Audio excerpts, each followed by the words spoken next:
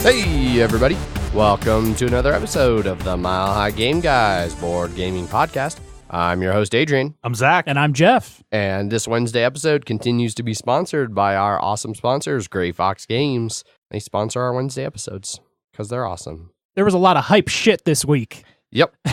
So much fucking... Yeah. This was easily my most intense weekend where I made a lot of decisions that was basically like, do I want to do a thing or do I want to actually, catch up on sleep? And I almost always chose the thing. I'm going to do a thing. So I haven't got a lot of sleep. I'm pretty exhausted. But I caught up on it today because I didn't do shit today. Sat around on the couch. But there was that new Avengers movie that came out. Endgame. Heard it did pretty well. I have not seen the official numbers, but I've seen you guys talking about 350 million domestic. 1.2 worldwide. Yeah, basically, I looked at Box Office Mojo, and you know how they sort of rank things. Mm-hmm. Anything that it could have for just being a movie out this weekend, it has. Yeah. And it's already the 18th highest grossing movie of all time. Okay. Yeah. Top 20 in one weekend. Yes. Curious to see if it's going to come. I don't think it's going to beat Avatar. Yeah, I don't know. Because I don't think it's going to have the quote-unquote legs. It has to do double what it's done now, right? Yeah, it has to do more. It's 2.7 billion is Avatar. Gotcha. And it's so at a little more than 1.2 right Yeah. now. Well, not right. I mean, for weekend stuff, I don't know what. Yeah. Monday was. Yeah. Yeah, we'll see. It seems like it's pretty sold out still during the week. Yeah. Well, I mean, basically, it's just also that other movies are starting to come out. Yeah. Like, I know Detective Pikachu is going to be out in 2 weeks. Oh, shit. Yeah. It's going to fucking make $1.3 billion. Domestic. First day. Yeah. I saw something... Chaos in the streets. Yeah.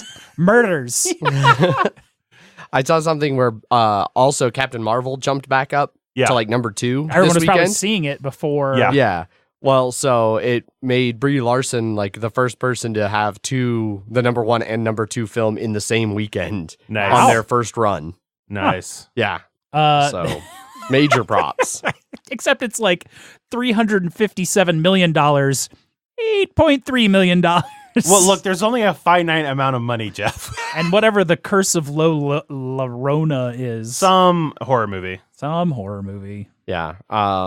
Because I saw something I didn't know about this until I saw somebody talking about it in regards to Avengers bonkers numbers, that the theoretical max was considered to be 300 million for a weekend based on seat availability in the US, and they still somehow managed to beat that. And the fact that it's a 3-hour movie too.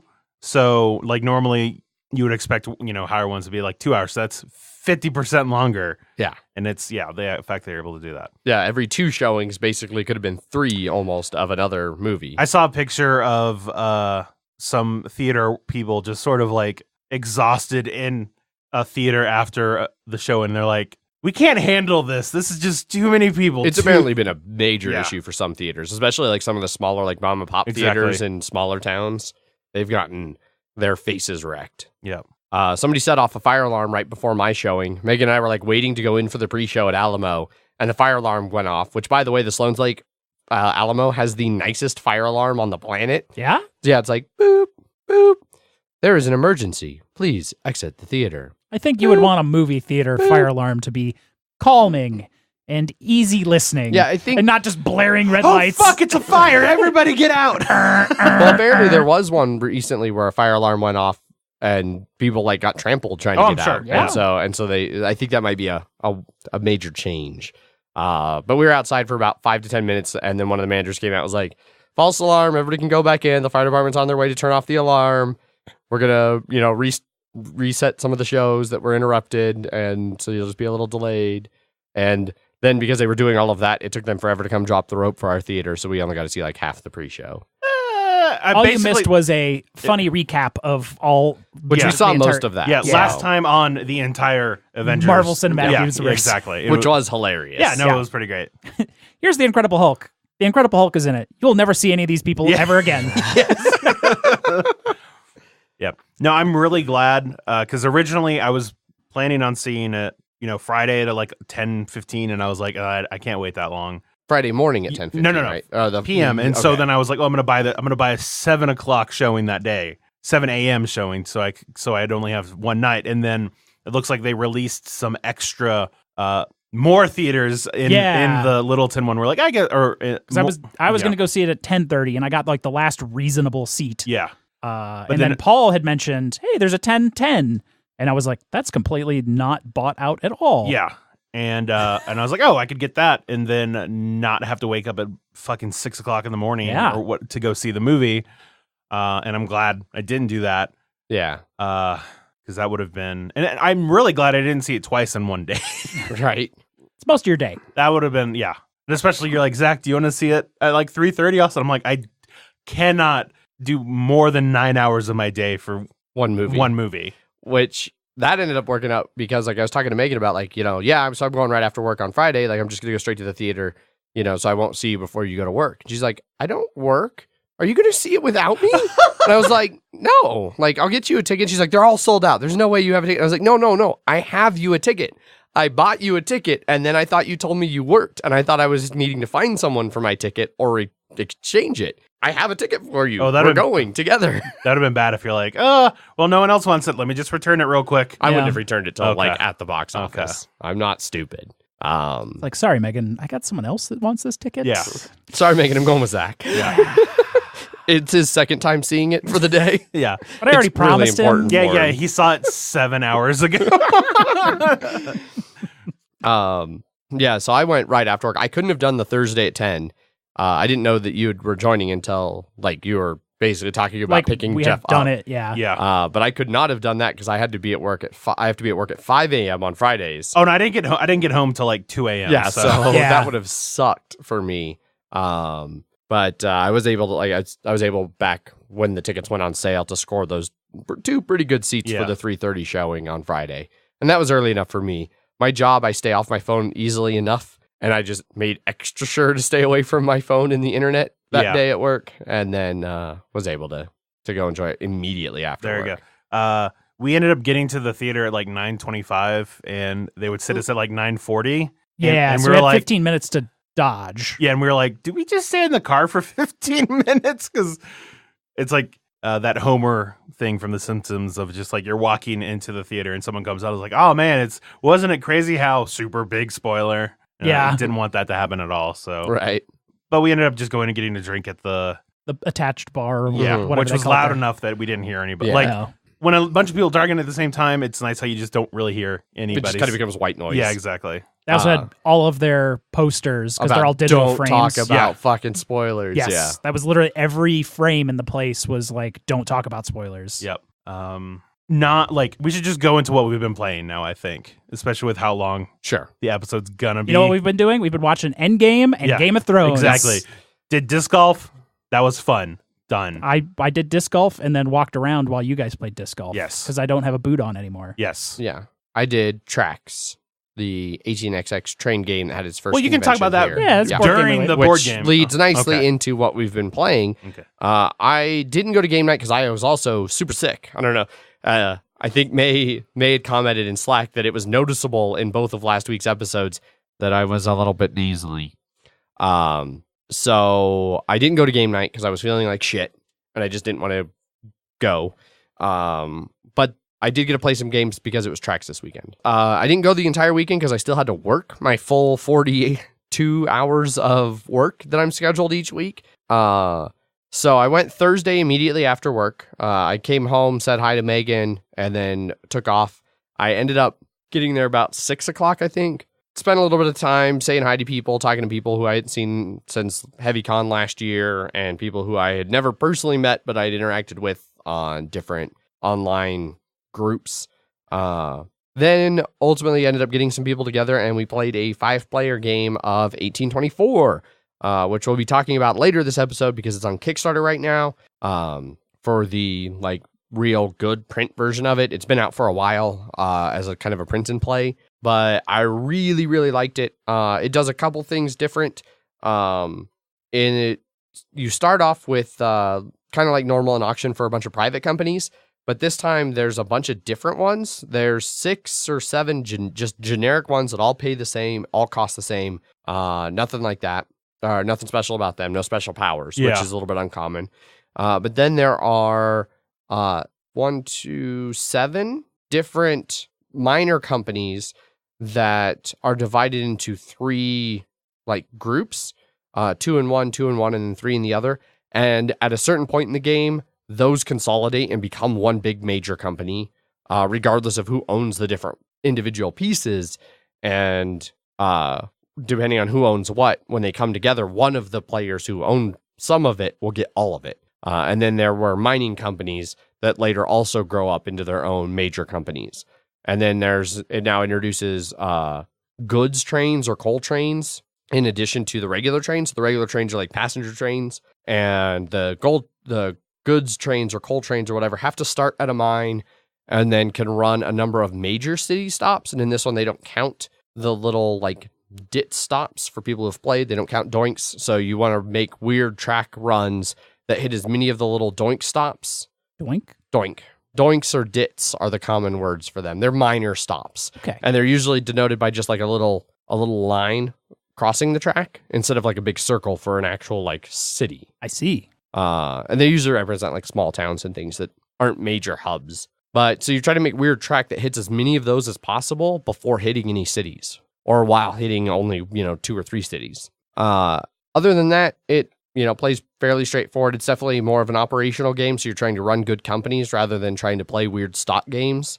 In fact, this was it was interesting for me because like aside from the initial buying of privates, the stock round for the first couple stock rounds, there's basically nothing happens. Nobody does anything. It's instead of the initial operating rounds being the ones where not much happens, the initial operating rounds have a lot more happening, and the stock rounds like, okay, does anybody have hundreds of dollars to buy stock in companies that don't exist yet and aren't paying any money? No? Weird. Okay, back on to operating, which I really liked. I liked the tile set. It had weird tiles that did weird things with cities. Like there's one city that at its final form, there were 3 on one side that could go out of 3 edges of it, and then 1 on the other side that could go out of 2 edges of it, but they weren't connected in the middle, so you couldn't ever go completely through the city, which I thought was really interesting and led to some weird track runs and things for different players. But I had a really good time with it. We didn't quite finish it. It was getting a little bit late. We played from, like I said, probably 7 until, 9:30-ish. And then one of the players had to go pick somebody up from the airport who was coming to Traxx. And one of the players had Endgame tickets at like 10:30 and had to leave to go get his wife to take her to Endgame. And so with 2 players needing to leave, and then I still had to get up early the next morning, we all just agreed to finish out that set of operating rounds, score it, and see where we were. And I won when we scored it that way. For the record, I do not think I would win if we'd played the full game. I think I had peaked, and I think I was going to start struggling to keep up. Others had just not begun to peak. Whereas a couple other people were still on the upslope. They'd clearly planned for the full game, and they weren't getting the full game. But whatever, I don't give a shit because I'm happy to claim that as my first ever 18XX win, even if it does come with an asterisk. Yes. I'll take it. It's a start. So that was Thursday night. That was great. I was planning on going Friday night and then not at all over the weekend because Friday's my other short day where I'm off at 2:30. But then I went and saw Endgame at 3:30. And then by the time I got out of Endgame with Megan and got home, it was like 8. And I did not feel like going back out. So we had the night in. But I still wanted to go back one more night. So I went back Saturday after work. So after a 12-hour shift, I picked Megan up and went back over there. And we ended up playing 18 Chesapeake. Which you've played before, right? Which I've played multiple times before. It was like my 4th time playing it, I think. And I really like Chesapeake. It's also on Kickstarter right now. We talked about it last week. I really like Chesapeake. It's an 1830 kind of light intro game that usually plays in 3 to 4 hours. In this particular game, the 2 people we were playing with were like hardcore 18XXers who really took it down to the wire, nickel and diming things. I was fucked like 3 turns in. I tried something different, and they punished me for it. They went, "Oh, you've made a crucial mistake." That's what you get for being different, trying to do different things. Yeah. Essentially, it ended up, without going too much into what I was trying to do, because one, I'm not even sure I could explain what I was trying to do because I'm not that good at 18XX yet. But I had 2 companies that were about to start, and they were about to get their full money for starting. They both started in the same stock round, and in that stock round, another player stole one of them from me with all of its money. and then ran it a couple times in the operating rounds, and then gave it back to me with no money and a really bad train in the next stock round. And then I barely didn't go bankrupt having to buy a bunch of new, very expensive late game trains for both of my companies. Gotcha. Yeah. It was probably my least favorite. It might be my least favorite play of any 18XX to date. Due to them or? Yeah. Okay. It just, the vibe around the table was not the more positive one I'm used to with a lot of people I play with. It seemed like they were getting frustrated at Megan a little bit. Like, it was only Megan's second time playing an 18XX ever. And so they seemed to get frustrated that she didn't like fully understand the game and had questions and wasn't sure what to do, and sometimes made less than optimal decisions. And like, just, and then they drug it out. Like, it was pretty clear, like towards the end game, the last few rounds for all 3 of the operating rounds each phase, Megan and I didn't do anything. We didn't lay track because like our trains were maxed. They weren't getting any more money. There was nothing we could do to lay track them to earn $5 extra on a run. So we were just, all right, my train runs for 32. We all know how much money we get. Cool. I'm done. Megan ran her 2 trains same way. And then it would get to them and they were like hemming and hawing over, oh, I can lay this track and then this track. And then maybe in three turns, I can get $5 extra on this run. And it's like, you earn $5 extra on the run, or $10 extra on the run, I guess is the minimum you can add. But that's $1 extra a share. It's not going to make a goddamn difference. You're going to win by 1,000. You and Megan are going to be within 500 of each other, and I'm going to be 2,000 behind everybody else. And that's exactly how it ended. It was like, we should have just busted out a calculator and a spreadsheet and figured out, what the final scores were, because it was clear way before what the outcome was going to be. So that was a little disappointing, but yeah, that was all I played. The 18XX. 2 games of 18XX this weekend. Traxx itself was really great. It was nice getting to talk to some people that I had not met before, or people that I hadn't seen since HeavyCon last year, other heavy gamers, other 18XX fans, things like that. Getting to see all of them. The hotel was really nice. Only downside is it was way the shit out by the airport. Which one was it? It was the something by Hamden, and it was really at 70 in Peña. So it was like right where Peña cuts north. There's a little block of hotels there. Yeah. It was in that chunk. Gotcha. So it was about 35 to 40 minutes from the house. Yeah. Going there. Coming back was much better because there weren't as many people out that late at night, but whatever. So that's what I played. Jeff, what about you? What'd you play? I played just one again at game night, but I also played other things not at game night because everyone was busy playing Formula D. Yes. For way too long. As is usual with that game. Yeah. Played some Ascension. I had played the deluxe edition. Oh, okay. It was like in a metal tin. Yes. All the cards are foil in it. At a Hootenanny back in Chicago last year. And I liked it. I mean, it plays a lot like the Star Realms. Have you played the app for it? I've never played the app for it. But it with like multiple people, definitely plays more than just 2, unlike Star Realms. I won. It was like 64-67.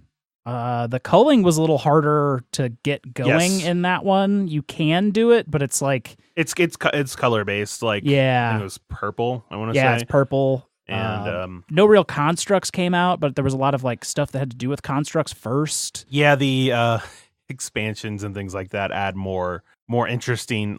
Like, you just played the base game, right? I think so. Okay, yeah. I would definitely say give the app a shot, especially because it's a deck builder. It's on your phone, so it's a lot less management. Yes. But they add a lot of interesting things in mechanics there. and such. Yeah. I'd poked around with some other expansions that they had, and it seemed interesting. I like the art on the later stuff way more than the original. That beginning art was garbage. Yeah, it was all sort of kind of pastel-y, and it looked like, I don't know, it looked like paintings, and so it all sort of just got really muddy together. You couldn't really see a lot of detail in there unless you were really concentrating on it. And later on, there's definitely like sharp edges and like actual things on the cards. Yes. I couldn't name you really anything that was on any of those cards. No. Except I had like a construct wand thing that looked like a wand. Yeah, no, that's that was understandable. The only card that I remember. Played a little Star Realms as well. I lost those. Was it as bad as that time I beat you with the red? Like my deck of 6 red cards or whatever it was. No, I was kind of going for that, and I had finally hit it. I had culled like 8 of the 10 cards out, but I had gone like red, green, and no green were coming out. So I wasn't getting any green synergies. That's a bummer. So I was sort of just like boned. Because you need the green synergies for like the draw engine part of it, because the red doesn't really have that. And then I played Kingdom Death Monster. But when do we want to talk about Kingdom Death Monster now? No, we'll do it at the end, so that way people can tune out if they want to. You just be like, boop. Yeah. So yeah, that's what I played. Cool. What about you, Zach? What'd you play? I played a couple things. First thing is what Jeff mentioned, Formula D. Paul brought his copy to game night, and so we had 6 people, I want to say, play. This is a roll and move, but with you're racing cars, so you have like gears and Formula One. Yes. And Monaco. Pretty much, yeah. As you go higher up in gears, you roll higher and higher dice, but you can hurt your car if you bring it down too many gears too quickly and things like that. And like there are corners you have to hit, and so you have to try and plan out what gear you want to be in, because it's like the first gear is like 1 to 2 on the D4. Mm-hmm. On the D6 for second gear, it's I want to say 2 to 4, and then on the D8 it's 4 to 8. And then the D12 is like 7 to 12, and then the D20 is 15 or 11 to 20 movement. But then the D30, which is 6th gear, is like 21 to 30 for movement. And you can only shift up once per turn, so it's you have to rev your engine up in order to get there and things like that. I enjoy it when you have more people, because you have more cars out, which means trying to manage your line is a lot more important, but the game takes a lot longer when you have a lot of cars, especially because people are they're counting their spaces multiple times to be like, all right, where can I rolled a 12 and I need to land in that thing, and I'm 8 away. Where's the best spot where I can land, and then immediately go to the next thing. And it's interesting, but it takes way too long. You need a timer for it, and maybe less people, but with you're controlling 2 cars may go quicker, but it may end up hurting it. I don't know. But it's definitely not for anybody that hates dice or randomness in general, because like Kaiser was gonna play it, and I was like, "Are you sure you want to play this?" Like this is you're rolling dice, and he's like, "Yeah, sure." And then like a couple turns in, he apparently said to himself, "I should have listened to Zach." But yeah, I mean, like I enjoyed it. I ended up winning, but we were doing stuff wrong because people kept forgetting their powers, and I was forgetting. Yeah, it was like individual player powers and stuff, right? Yeah, and maybe that's like you can just, because if you want, you can just use regular like Formula Ones, but we were using people like actual racers, and because of it, they had different gear stats and stuff like that. But people weren't understanding that well enough. Mm-hmm. And to be fair, Nick did say. Like I was trying to teach some other stuff. He's like, all right, let's just, how about let's just start. And it's like, all right, let's, let me really quickly run down these other things.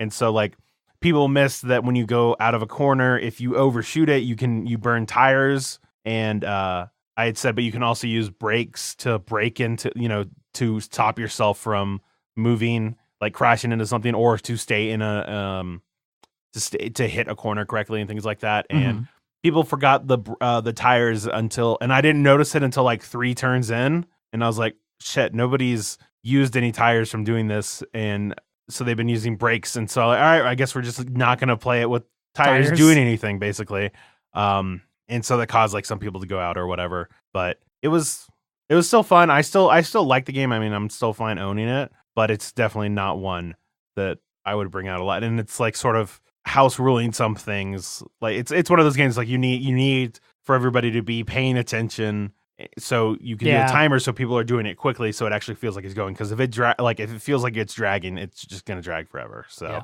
I'd played the 1991 version, Formula Day. Yep. Back in like 2009. Yes. Yeah. Because the Formula D version came out in like 2008. Gotcha. So I also played This War of Mine.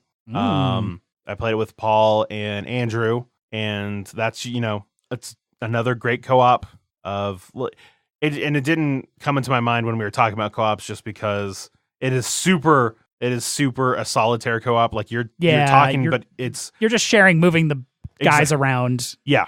So could be done by yourself. No, 100% could have. But it's still enjoyable in a very depressing way.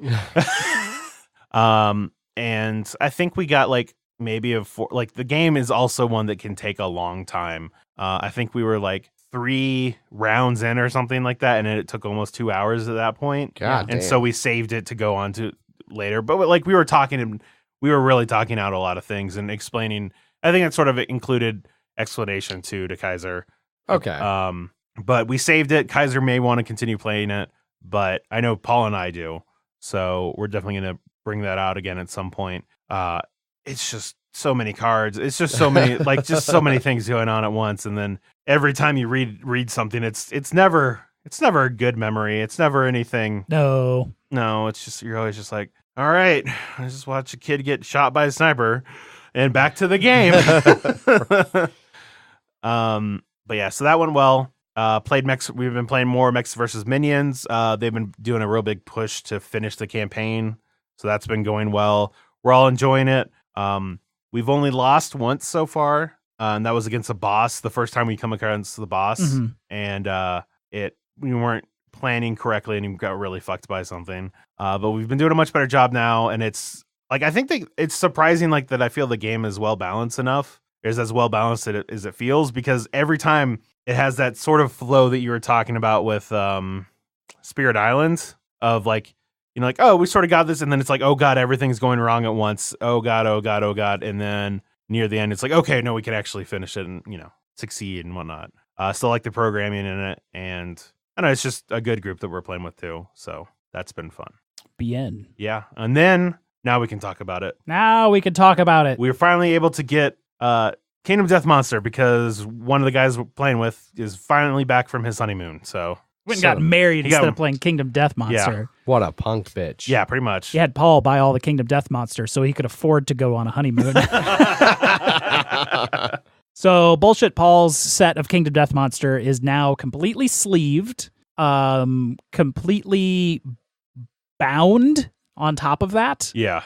So all the items are in binders, all of the main innovations, armor sets, fighting arts, disorders are all in a binder that you can sort of flip through now, which we don't need as much anymore because we went to the app. Yeah. But it's still good to just reference quickly some of the things, especially innovations and the armors. And especially because we keep forgetting the innovations. The innovations aren't listed, and I went through them and it's like, hey guys, we're forgetting all of this awesome shit we can actually do over and over again. And he has the coin, things for holding coins and binders for the items themselves.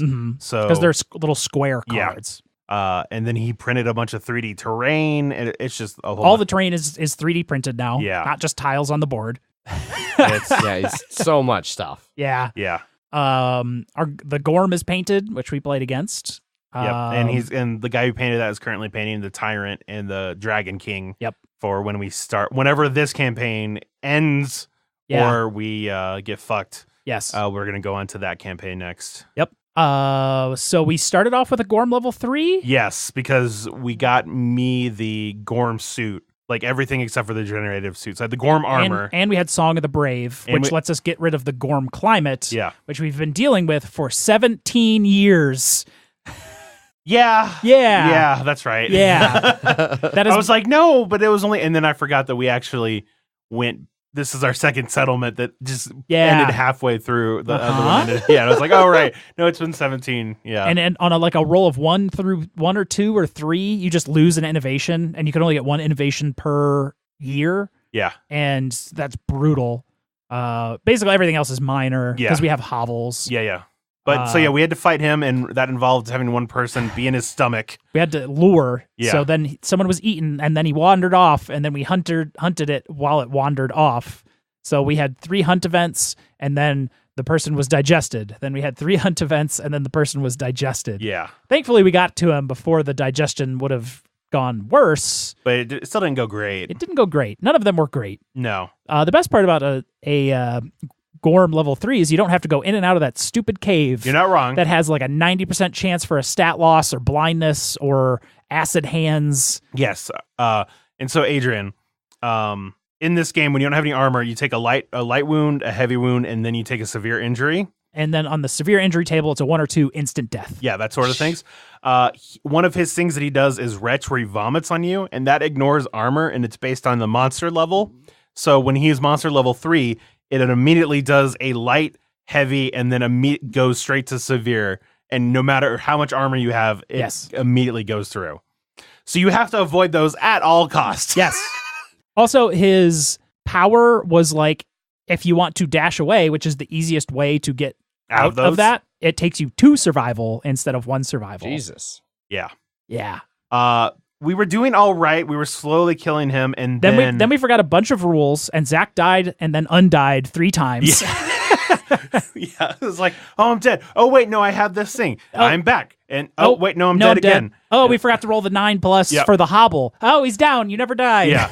And then I died again. Then you finally died. And then I think you were the last death. No, Paul was definitely the last death. Okay. No, so yeah, Dan died. Oh, that's right. Dan died about halfway through. Yeah. And then I finally died. I think it was to some vomit or something like that. And you rolled a 1 and then lifetime re-rolled back into a 1. Yeah. And then Paul, our main damage dealer, who had done quite a bit of damage, died because he's an archer. He had a shit ton of evasion. So, and then Thursby rolled like a 4 god. Hits. Yeah. He basically could only hit on 10s and rolled 2 10s and a 9. Yeah. And I think he was even getting hit on 9s at that point. At Because he wasn't in grass, because he got knocked out of the grass. Yeah, that's right. But he ended up dying, and so it was just Jeff left, who had done shit all the entire... I had done fuck all, except get knocked 10 things away, healed up my spot, that was down to like... I took a heavy on my head, but it was also the place I had the most armor, so... Because his hits were doing like 6 damage each. Yeah, which is ridiculous. Which is absolutely insane. Normally, like 3 is a lot. 4 is crazy. 6 is absolutely fucking bonkers. Yeah. I needed like 4 pluses to hit the whole time, and I was just rolling 3s over and over and over. At one point, I was like, Jeff, and you're like, fuck you, Zach, you shut your mouth. It's an appropriate response most times. Yes. So I had to do 5 wounds. 6 wounds. 6 wounds, with very little survival to dodge or be able to do anything about anything. And especially because the Gorm has the Ancient Tusks ability, which was at the beginning of each round. You do that before you do the AI card attack. So he was attacking twice a turn on top of it. And hitting for like 6. 6 each time. I did have quite a bit of armor. Yeah. And thankfully, where he was hitting was separate spots that I could just sort of not have to worry about. No, it always is so annoying when they just like always go for the waist or the chest, and you're just like, I have all this armor on my hands, and you just destroyed my genitals because cross-arm block. Yeah, exactly. That's what I had. Yeah. So I actually succeeded at wounding on multiple occasions, and especially you attacked, which knocked him down. And then we're like, Jeff, just fucking surge again. And then so that was like your last survival. Yep. And you're like, I could use a dodge. You're like, no, attack him. And so you're able to do 2 more damage. And then he rolled bad on the thing and he fell back down again or something. So he couldn't hit you. And then that let you do the final blow to him. He was not down at the time, I don't think. Or he was going to get back up and then fuck me up. Yeah. Unless I attacked that exact amount. Yeah. During the fight, I had gotten a crit on something that gave me the Mammoth Hunter fighting art, which gave me an additional plus strength on the flank. Which is the side of the animal, basically. Yeah, and that's exactly what I needed because on my one and only last hit to kill him, because I missed the other one, was I hit my exact strength that I needed to actually wound him. With that. Yep. And we were all very happy. Yes, because everyone wiped. Three of our best hunters were gone. Paul's master bow hunter was gone. My shield guy was... I keep trying to make shield guys, and they keep getting killed before I can get any shield mastery. Yeah, that'll happen. Yeah. Paul's like +3 accuracy person is gone. Yeah. I don't remember what Thursby's was doing. It was like there's some of our characters we've been using for. And I was using like a fresh person. Yeah. I had not been used at all. I was just like, this person looks good, and took him out and fucking slaughtered the Gorm. got many disorders and other issues, but that was also the fight where I started out. I was using, I forget which character I had, but I had no disorders, and then I ended that fight with getting 5. 5. Christ. Because you can only have 3, and every time you get a new one, you replace an old one. Yeah. That was wonderful. Yep. Because he kept doing like intimidating, some roar or something that he was doing was Yes. making you get disorders. Yeah, and because that character didn't it was a newer character. Mm-hmm. It didn't have the courage to be able to stand up to those things. It all needed 3+ courage, and I had 2, and I was like, God damn it. I got Monster Panic, which gives me, if anyone causes brain trauma, brain damage through Intimidate or brain trauma or something like that, I take an additional 1. Yeah. But then I also got enough courage to hit Bold during the fight, which gave me Stalwart, which means I ignore Intimidate and like brain damage knockdown effects. So I'm really good against it, but I take more damage against it. Yeah. Then I was like, fuck all of you. Well, then we hunted a level 2 antelope because we needed leather. We needed leather and for Thursby's like full lantern set. Yeah. So we have like crazy armor on you and him, and I have like the third set technically. Yeah, you have a good one that's for what you're doing, and then Paul has leather.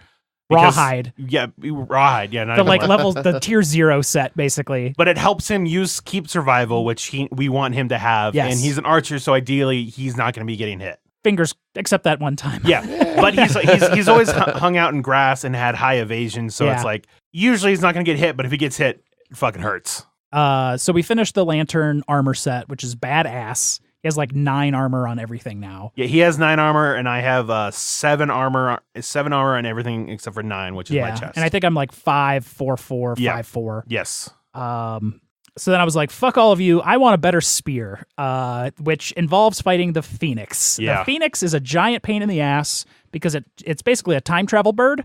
And he's trying to time heist you. Yes, he's trying to time heist you and the rest of your family from existence. And thankfully, we were able to fight him without Zach's next character being aged out of existence. Yeah, that would have been real bad. Because the only way to get rid of your little age tokens is to roll under your sanity, and your sanity was like ultra low the whole time. And also in this fight, somebody misread a card and killed me, and then we're like, wait, no, he can totally attack. Yeah, because it was like target someone, and then it was like, oh, it's a right wing strike, and he attacks people to your right, and it's like, oh, well, there's nobody to his right, so he goes and disdains, which he goes into the center of the table, and then everybody spiral ages. Yes, which is where you have to take. You get hunt experience times 4 for every age token, and if I you had age 4. beyond, I had 4 of them, and so 4 times 4 is 16. And total, like if you were a new baby character who have 0 hunt XP, you would retire at 16. Yes. Jesus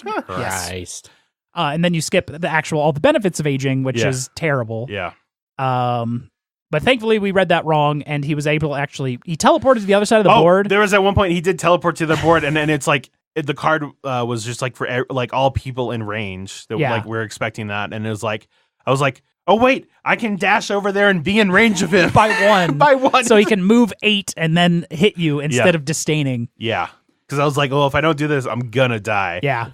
But we were all looking for a Phoenix Finger, which could make me the next spear, the next best spear. The only spear that's outside of like legendary fights or something like that, which is going to be much better for my character in the future. Yeah. And the only reason we got that is because Paul crit on a specific card that just got it. Yeah. Because we didn't end up getting it in the pool of resources at the end. Yeah. But we got it. So we got it. Haven't used it. That was the last fight of the day. We'll be playing on the 11th. So we'll get some more Kingdom Death hot action in then. Yeah. Not sure where we're going to go next. We fought the Butcher level 2 and fucking housed him. Yeah. Like no problem. Especially at one point, because when he's level 2, like when he's level 1, he does an extra AI card. 2. So it's 2. When he's level 2, he does 3. Mm-hmm. And near the end of his pile, he got the infinite. We saw him using his infinite kick. Yeah. And we were like, Jesus Christ, we have to kill him when that's no, he did like 5. Oh, he attacked me 5 times in one turn. Yep. It was ridiculous. And luckily, because I had all the armor and I could block things like that. Yeah. I was You had able the full to Gorm suit. Yeah, I was able to survive that. He wasn't doing that much damage. No, but it was just over and over again. Yes. And he would kick me and then follow me and then attack me and then kick me and follow. And I was like, Jesus Christ. But if he only has his infinite kick left, he will infinitely attack until the person he's attacking is dead. Jesus and then move on to the next Christ. person if he's in range and kick them to Yes. death. Yeah. So you have to, we spent a whole round of not even attacking him so we could get it. Yeah, because someone was about to attack him. I'm like, look, that is in the discard pile. If you do damage, we have a much better chance of that going farther. So we need to wait it out. We just burned around. And let him do a bunch of damage to us just so we had a chance of getting rid of that, which we did. A lot of Kingdom Death campaigns don't even get past the level 1 Butcher. Yeah. So, and we're in Lantern Year 18 now. Of 25? 25. Oh, we're going to be seeing the Watcher sometime soon. Yeah. Oh, that guy is fucked. And then then 1.5 got a new end boss, which was the Gold Smoke Knight. Yeah. And then we have to fight the Slender Man level 2 at some point. That's going to be rough. Yeah, we'll see. We'll see.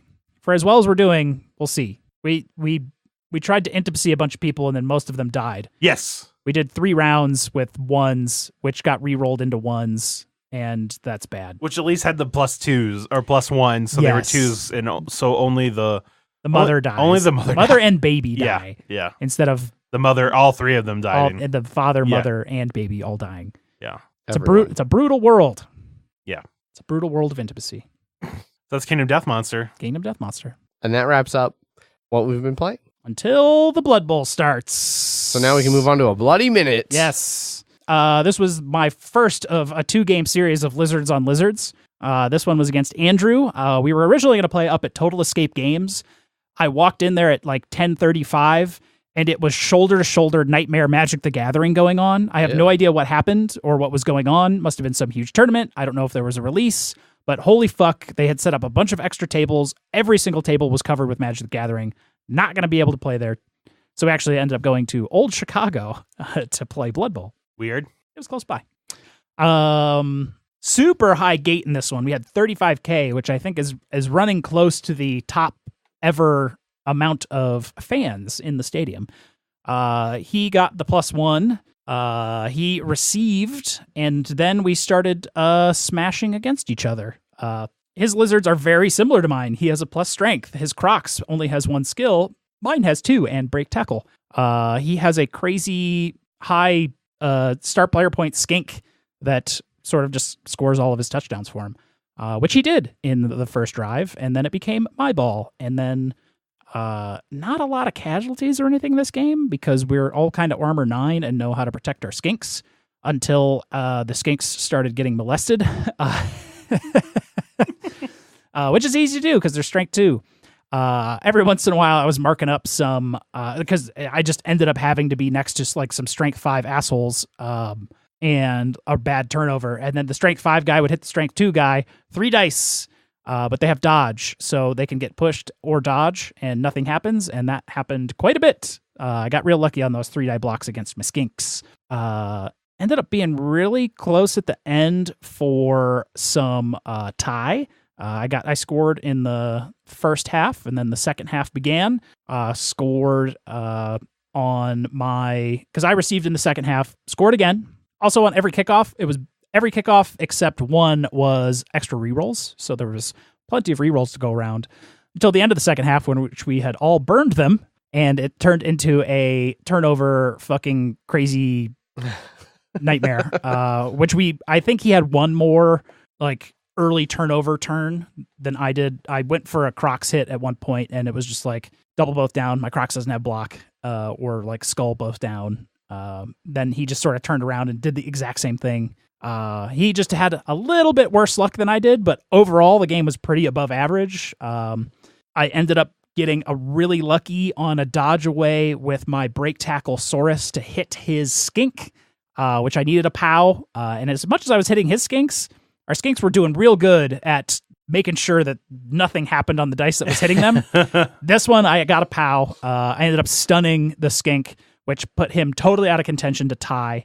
I actually did have a scoring threat in my Strength 5 Saurus that needed a 5+ dodge, 5+ catch. But the game actually ended because it was turned 32 when I had done that, so I didn't get a chance to do it, but I actually played out the dice. He would have actually caught it, dodged away successfully, and failed to go for it for the touchdown. Womp womp. Got the one. Took a couple hits on the skinks. Got some minus break armor, missed next game, but I have so much money that I need to actually start retiring some players that don't have doubles, which shockingly is almost my entire team. The only double I have is my plus strength, and that's it, which is really sucky. So I might start retiring some of my skinks that only have regular skills to try and get some new stuff in there. Next game is going to be against the Wide World of Bullshit Paul. Overall, this season has been going better than I expected. I was not expecting to win the last 2 games, and came out on top. So currently 4-1-1 so far in this season. We'll see how the last 2 games go. Lizards and Nurgle. Right on. Well, that wraps up the Bloody Minute, which lets us move on to some news and Kickstarters. Kickstarters and news. News and Kickstarters. It's that time. Woo. Woo.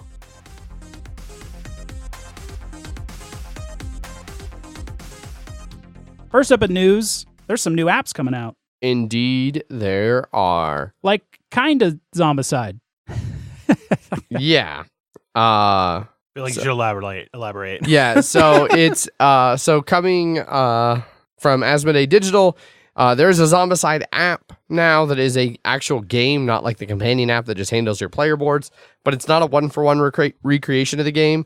It's a solo tactical squad-based mobile role-playing game based on Zombicide. Zombicide Tactics and Shotguns, it is called. Not a lot of information on it. They have a little blurb here from Asmodee where they mentioned it uses an intuitive and deep combat system, 40 campaign missions, soundtrack, special effects, and different characters with different abilities.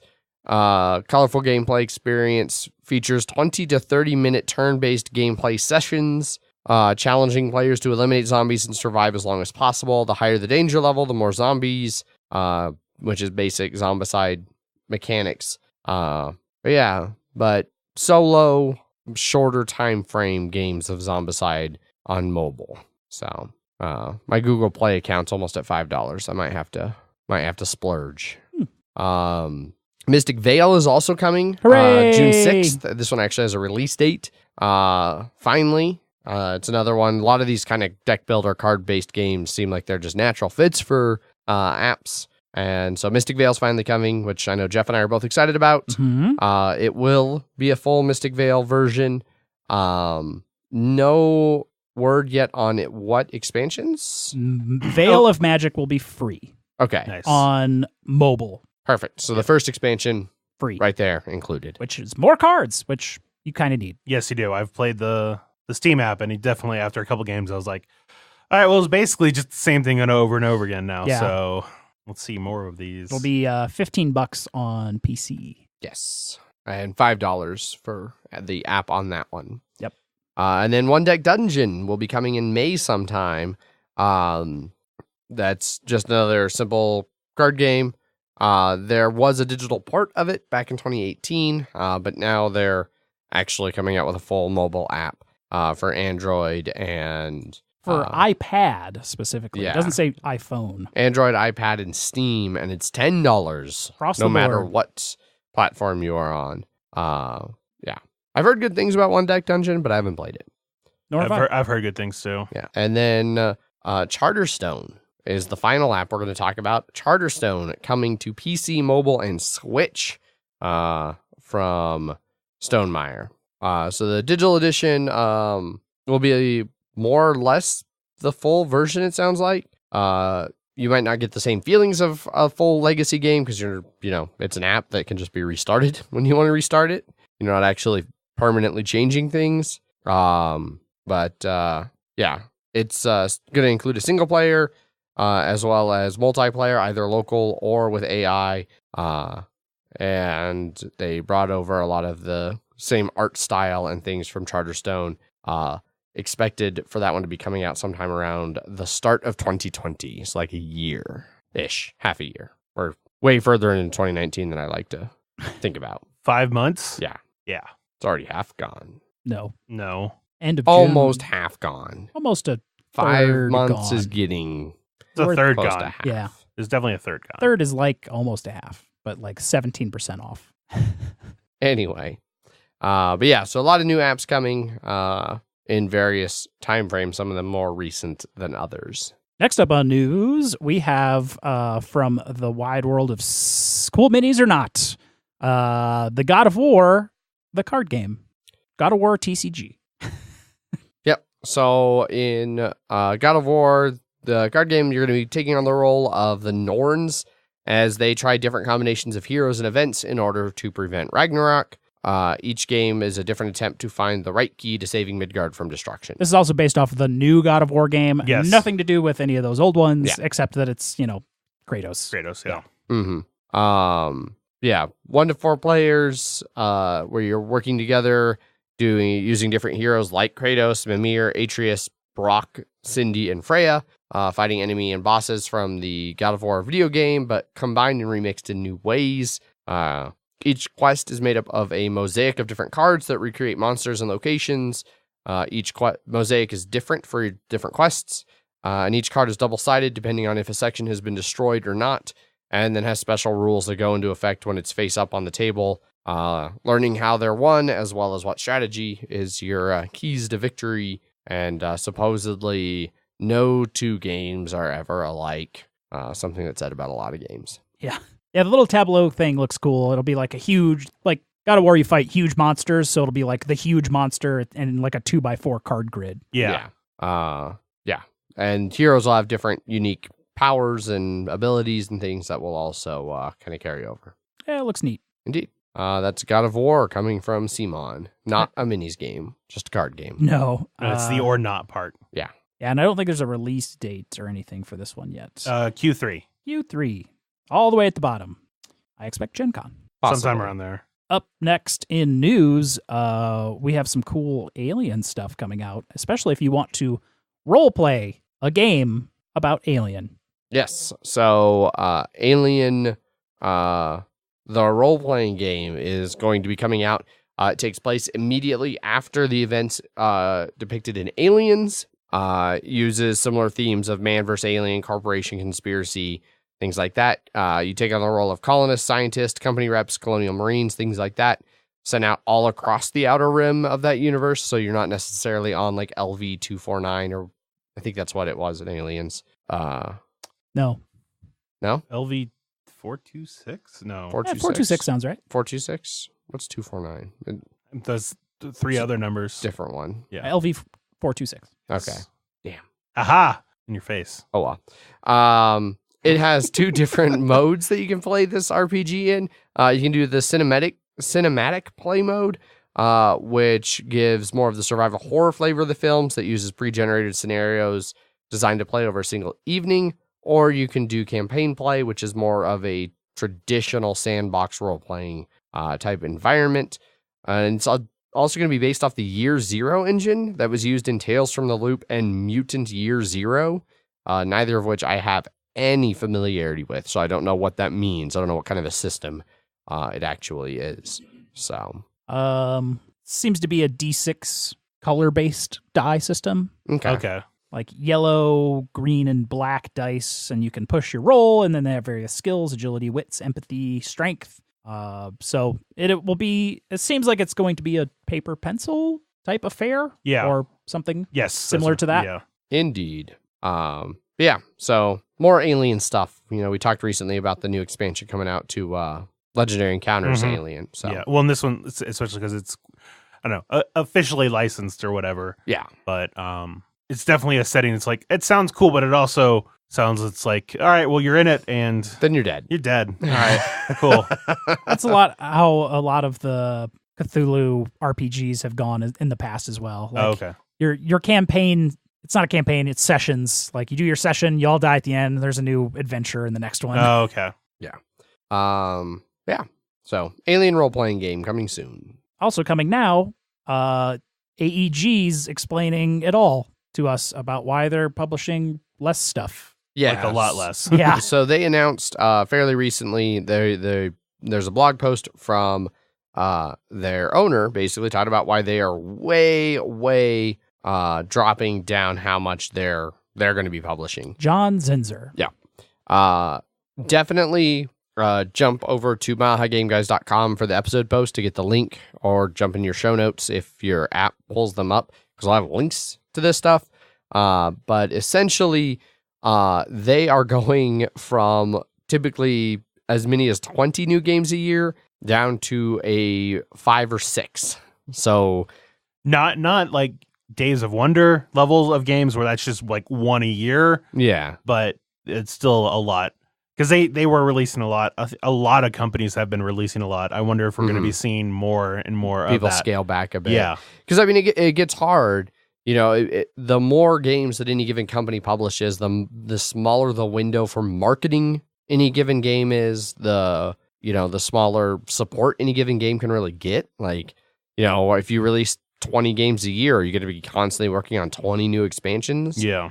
But if you focus on 5 or 6 games, you can have higher quality standards that will let you focus on getting better games out. So in theory, those 5 or 6 are better games. You can market them more. There's a lot of reasons for that. They can finally afford to put more foam in the Conclave Mystic Vale expansion box. I don't think they have enough foam for that. No. There's not enough foam in the world for that. More than one? Nope. Sorry. just the one. That's all you get. There is a foam shortage going on right now. Yeah, it's still ongoing. Yeah. They also mentioned that they've sold off, like we had mentioned, Love Letter getting sold off to Z-Man. Yeah, a while back. So that's all been part of it. So this has been a longer process. Yeah, they've been working on this for a while, but that's been part of it. Selling off Love Letter, and then moving to launch more games on Kickstarter like Thunderstone Quest and Edge of Darkness. And yeah, they're going forward for the rest of 2019 and into 2020. They're going to be curating their releases much more. We had also talked about the big game night games. Mhm. They're Yeah. turning that more into like you can sell it as soon as it happens. It's not just a Gen Con thing. It's in stores. Yeah. They say they only released 4 key new games in 2018: Space Base, War Chest, Scorpius Freighter, and Thunderstone Quest. So And 2 of those I don't think I've heard of. yeah, So Only one of them I don't think I've heard of. I have definitely not heard of War Chest or Scorpius. I've heard of Freighter. War Chest. okay. Yeah. So more information about that, I'm sure, to come as it comes. But yeah, we'll see. We'll see if more major publishers start to scale back, Yeah. or if somebody else is just like, AEG's not publishing all these games, we can publish even more. got to hit at least 3,000 new games a year, or else what will BGG be good for? That's it for news. That is indeed it for news. So we can move over to some Kickstarters. You're going to get your third choo-choo in one episode here with 1842. You want to try that Other way. again? 1824. There you go. I don't know why I said 42. Yeah. That's a completely different game, sir. 18LV-426. There you go. Yes. I really want that game now. Yeah. Get on it. All you got to do is just stick some paper on the front of a box Yep. and you're good to go. Yeah, pretty much. And then just throw the same components that in 1824 in there and just be like, it's alien themed. yeah. It's not really how that works at all. Just sort of take The game board- you just take a highlighter to it, and now it's sort of a greenish, yellowish thing. You're like, it's alien. The game board for 1824 definitely makes a lot of references to Austria and Hungary, considering it takes place in Austria and Hungary. Well, maybe those are just the Austrian Hungarian colonists Yeah. that have gone to LV 18426. Yeah. And still run trains off the corner to Munich. yeah. Trains to space, man. Space trains. To Munich space trains. Yeah. Got it. This one's well funded. 49,000 of its $20,000 goal, 505 backers, and just over 2 weeks to go, which you can pledge for $85. Your good old 18XX price. Indeed. So like I talked about earlier, it is 1826 game. I don't think I mentioned before. It is a game from Lonnie Ogler, which if you know 18XX, you might know who Lonnie is. He designs like a whole genre of 18XX games that some people like, some people don't. They're generally weirder and more operational than stock, and they're interesting. It plays for 2 to 6 players. There's a 2-player variant with a new map that's included.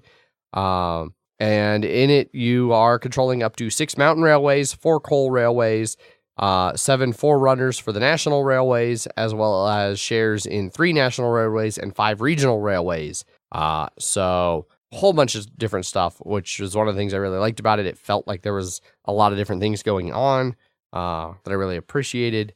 Otherwise, typical 18XX, you proceed through different eras.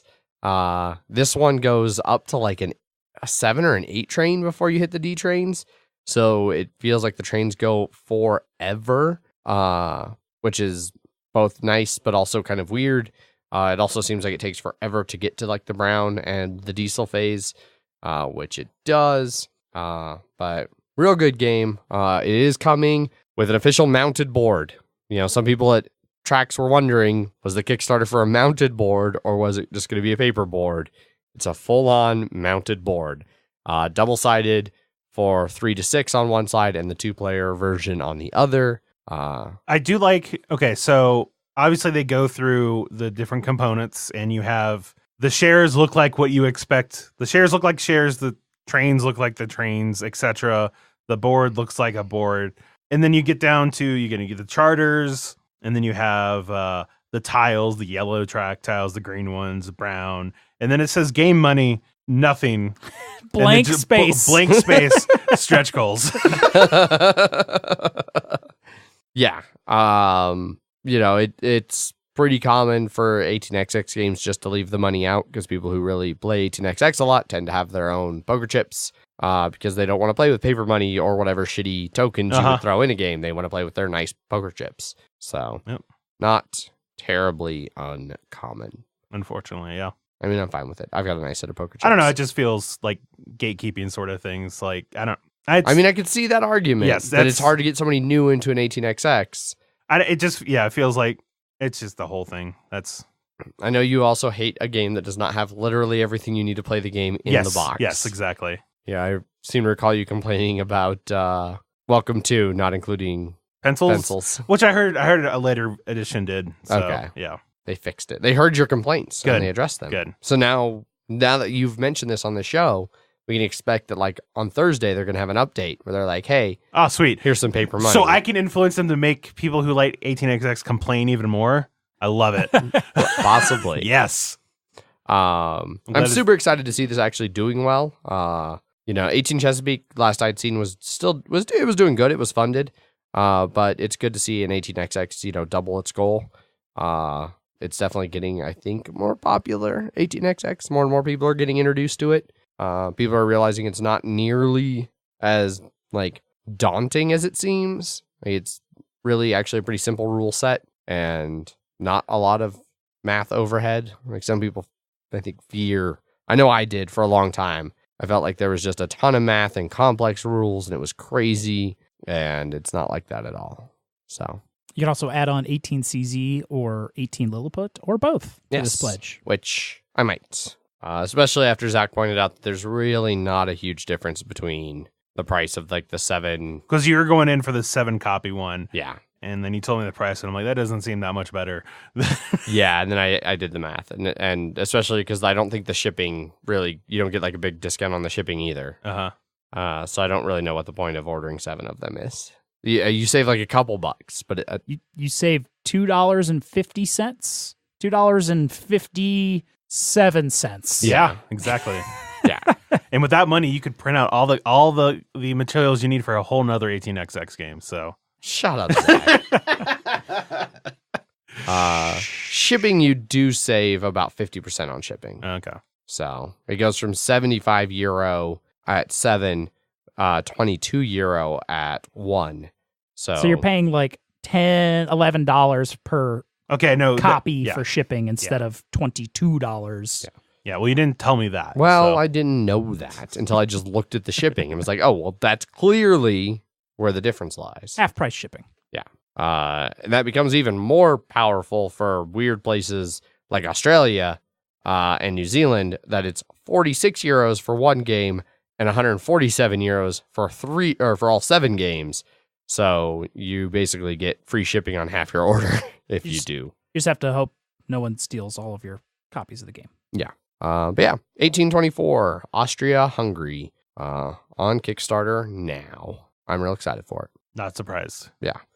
Supposed to deliver in November, so not too long either. Luckily, with having the simpler components, it's easier to get them printed and out into the people's hands. You don't got to wait a year for your Kickstarter. It's true. You just You have got to to wait pay a few months. $85. Yeah. I pay for gameplay, not for components. That rulebook must be great. Next up in Kickstarter, Mm-hmm. the exact opposite of 18XX, but they will help you in LV-426, Space Infantry Resurgence. Very well funded. 33,000 of its $18,000 goal, 427 backers, and just about 3 weeks to go. And you can back this one for $75. Yeah, so this is a robust gaming system, according to them, featuring unique solitaire game that has also been further expanded to provide both co-op and two-player modes of play. I believe this is a second edition / re-release or some such. Yeah. But basically, you're commanding elite squad of veteran space infantry soldiers trying to fight unknown alien foes, dealing with challenging environments, and making do with limited weapons and tools, as well as whatever you can scrounge from the environment around you.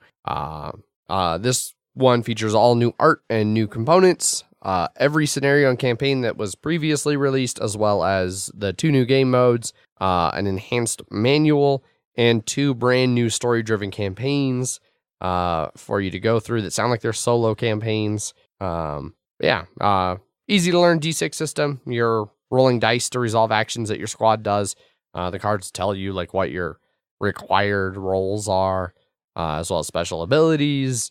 You have troops that some, like a lot of them are combat troops. We also have support troops, things like that. And have to try and make do sometimes with what troops you have available for a given mission, versus what troops you might wish you had available for a certain mission. Yeah.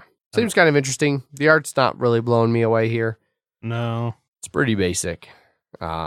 Seems like an interesting, Idea. yeah, definitely a solo-focused game Mm-hmm. with a fuckload of components. Yeah, it's got a lot of shit. They say now they list as 1 to 3 players. I think that's with the co-op modes and stuff like that they've added on 3-player there. co-op. But they do have a full rulebook. Indeed. It's a lot better than a lot of Kickstarters. Yes. Sure is. Yeah. I wonder how... I bet the first version was just like a Kickstarter exclusive thing, because I've never seen Maybe. this out in the wild. Yeah, I've never even heard of it before, so. So this is your chance if you've heard of Space Infantry Resurgence. Well, I think Space Infantry was what it was This is first. the and Resurgence of This is the Space. Resurgence. Yes. So. Yeah, they got a bunch of playthroughs and stuff that you can go and watch with various soundtracks. Yep. And sweet colored dice. Indeed. You can get a spiral bound rulebook. Ooh. Oh. Now it's my kind of thing. I used to spiral bind my Necromunda and Mordheim rulebooks. Just make it easier. Okay. I'll allow that. Up next is Bloodborne, the board game. It's done over $2 million, $2,068,000 on its $200,000 goal. 20,617 backers and under 2 weeks left to pledge this one, which you can for $100. Yep. So this is our latest in the $100 miniature game of the week, coming to you from the number one $100 miniature game of the week supplier, Simon. Yes. So Bloodborne is this is the board game version of their card game that is based off of the video game. Mhm. And they went balls to the wall, throwing a shit ton of minis in there. Yes. 1 to 4 players, 60 to 90 minutes. Also, weirdly, our second CMON / second Sony exclusive video game related board game we've talked about this episode. Yes.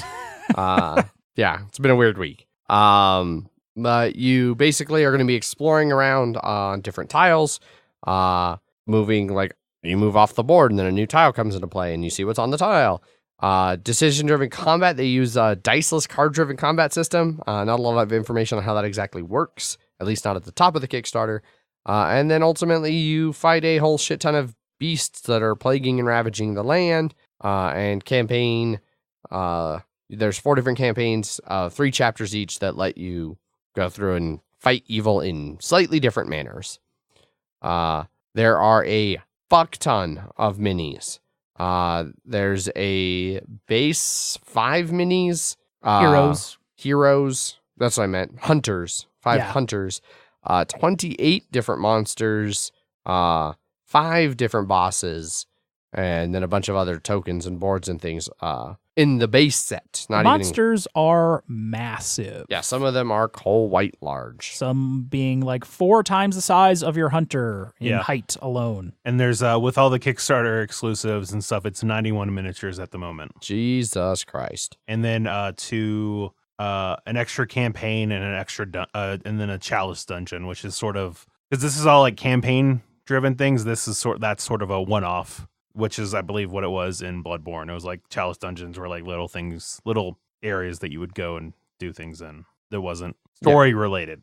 They do have a rule book, and this one is not a ripoff of a CMON rule book. It is a CMON rule book. They just ripped off themselves.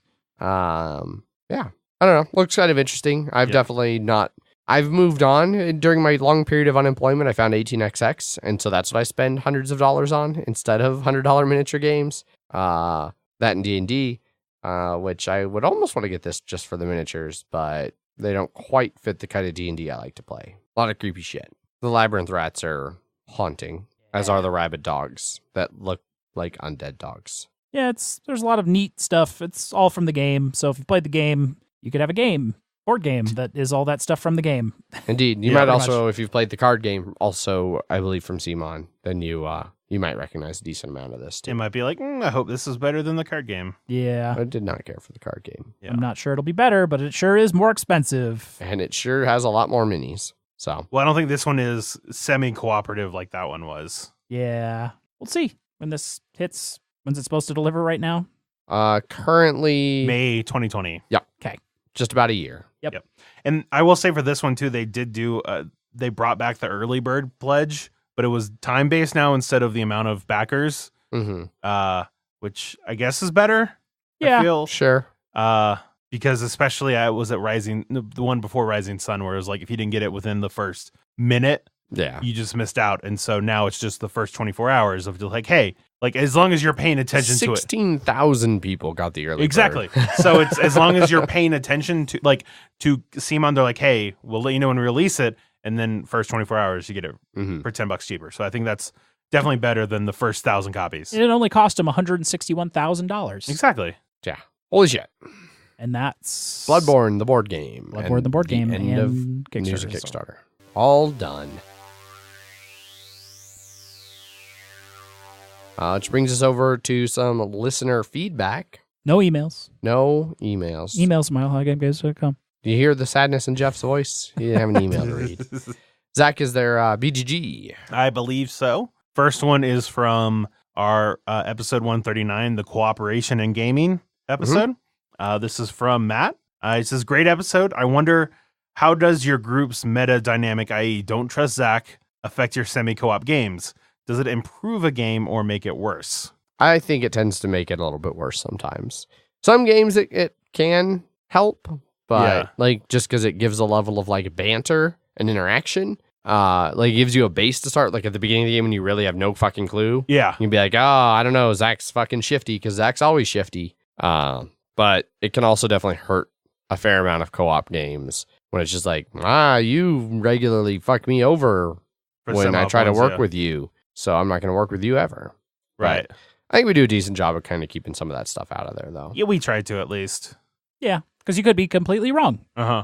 But if it's not semi-cooperative and it's just like if That's there's fine. any negotiations and then Jeff's there and like, all right, by the way, don't interact with Zach at all because he's just that always came out gonna well lie. in that demo game at Gen Con. Yes. I was like, hey, this whole table, fuck this guy. And they're Yeah. like, all right.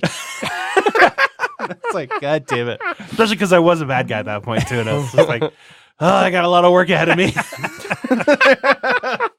Didn't even know it. Yep. Came out ahead. Yeah, you did, unfortunately. Indeed. All right. We also have some from our top 10 cooperative games. Mhm. So we have 2 for this one. First one's from Paulo. Let's see. In no particular order of preference, Gloomhaven, obviously. Legendary, a Marvel deck building game. With some of the bigger expansions, it's a great, great deck builder. Shadowrun Crossfire. The game itself is very, very good.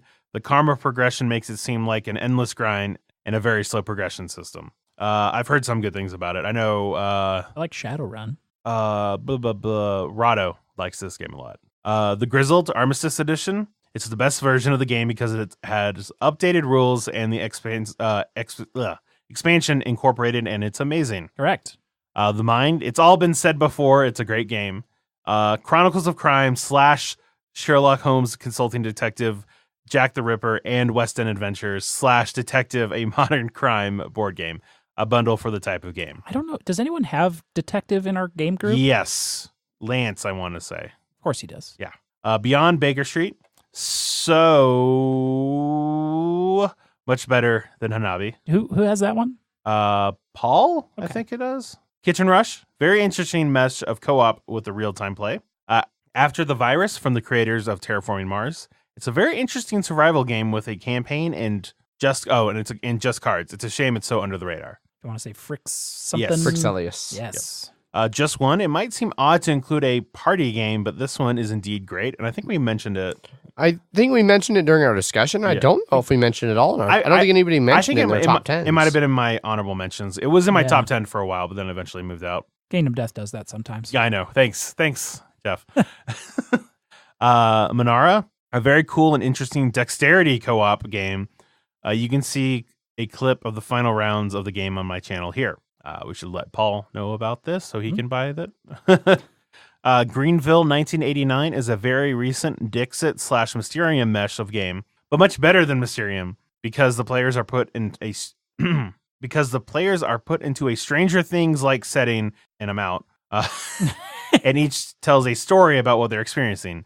It can be a word or a phrase, etc., a bit like the narrator on Dixit, and then one player draws some cards and secretly links each card to one player and a non-player, trying to do the best job of matching with with what each player said without knowing the cards. After that, the players have to deduce between them what card the ghost attributed to each player. It's not easy to explain, and I wasn't very convinced by it until I played it. Very good, and it suffers from very good, though it suffers from not having that many cards, and the darker theme makes it easier for the players after a few plays to tailor what they say to make the job of the ghost easier. But you can easily just take the cards from Dixit or Mysterium, etc., and have chaos and fun. Games that have co-op but are not pure co-ops: Battlestar Galactica, Australia, Tales of the Northlands, The Sagas of Noggin the Nog, and A Study in Emerald. Yeah, I'd forgot to mention Noggin during our discussion because it's a good example of the cooperation kind of I wouldn't call it a semi-co-op. I mean, it kind of is because you can all lose together if you don't beat the game. But it also has a lot of just kind of emergent cooperation between individual players at different times. Gotcha. That I think is really cool. Last one is from Alex from France. My top co-ops: Legendary Encounters, an alien deck building game; Legendary, a Marvel deck building game; Pandemic Rising Tide, Pandemic with expansions; Arkham Horror the card game; Yggdrasil, The Big Book of Madness; Samurai Spirit; Legends of Andor. Most are played solo. Is it really co-ops? I mean, I guess it really is just playing solo games is what I'm hearing. Yeah, I you're mean playing they are co-op games just because he plays them solo. You're playing. I don't They're know. not his- Hey, I saw someone try and play Hanabi competitive, so And you're playing a solo game, this War of Mine, with Exactly. co-op players. You're not so- exactly. Yes, that's why it wasn't on my list. Yeah. But that's it. Okay. There is also a thread up now. I think it was actually up last week too, and I just forgot to mention it. But we have a BGG badge. Woo. It was not up last week. It dropped on Wednesday. It did. Boyd took it upon himself. He made the badge a long time ago and sent me the file, relying on me to get it approved. That which- was his first Huge mistake. mistake. Yeah. Well, no, I did submit it, and I got a little bit of feedback, but then I didn't really know what to do, and then I just kind of forgot about it. And Someone was just like, So- excuse me, and you just fuck it, I'm done. and so it languished. But Boyd brought it back. He got it approved. So we actually have a BGG micro badge. And there's a thread up in the guild where if you want to support the show by rocking one of the badges, you can go post over there. And if you have enough Geek Gold, you can buy one. But if for some reason you don't, post in the thread, and Somebody will give you gold. I planned it as a thread where I would, because I've got a bunch of gold. Same here. But a bunch of the other fans have kind of beaten me to the punch and have hooked other people up. So the community, the Mile High Game Guys community, really stepping up and making sure that we've sold, I don't know, a dozen batches. 26. We're up Last to time I checked. 26. Well, 25, and then also Adrian. Yes, I bought myself a badge, and I put it on my badge bar. And I haven't bought mine yet. God damn it, Jeff. I haven't bought mine. At least buy it. But I'm not planning on it. God damn it. You punk-ass bitches. Like, I don't know. It's like if I made a music, and then I bought my own music. That just seems weird. But you didn't, because you're buying this from Boyd. You're buying this from, he gets the geek gold. I can just give him geek gold. It's important to have the number of people who have the badge as high as possible, Zach. Is there really a difference Gotta between 26 and 27? Gotta keep up appearances, man. Wouldn't have if we ever. I'd like to try to keep up appearances that, I don't know. But yeah, so you can get a micro badge if you want to. There is also a new YouTube comment over on Paulo's Corner. So he got his first comment in like right under the wire to where we were able to include it. And then a second comment that came in right after we finished. And we were like, do we want to record a little bit and edit it in? No, we'll just save it. And I'm glad we did, because it's the only YouTube comment we have. So Paulo over in Paulo's Corner comments on our discussion of cooperation in gaming. And he said, remembered another game that is great at semi-co-op, Australia. Great game, and the way the scoring is done, it's not easy to see during the game who is definitely winning, so it's not easy to make a decision to try and tank the game, and on top of that, it's just a great game. So, I've wanted to play Australia. I've heard really good things about it, despite the fact that it has Cthulhu rampaging around, but, because that's a turnoff for me. But I've heard other good things that make me still want to try it. So, That seems interesting. Someday. Martin Wallace game, right? Yep. But that's it for listener feedback. All done with that listener feedback. If you want to get in touch with us, you can do so in a variety of different ways. You can send us an email. Emails at milehighgameguys.com. You can follow us on Twitter, where I tweet under at MHGameGuys. I am Zach_MHGG. I am Jeff_MHGG. We have a Facebook and an Instagram account, both /MileHighGameGuys. We have our BGG guild number 2731, with those weekly episode threads, as well as that get a badge thread.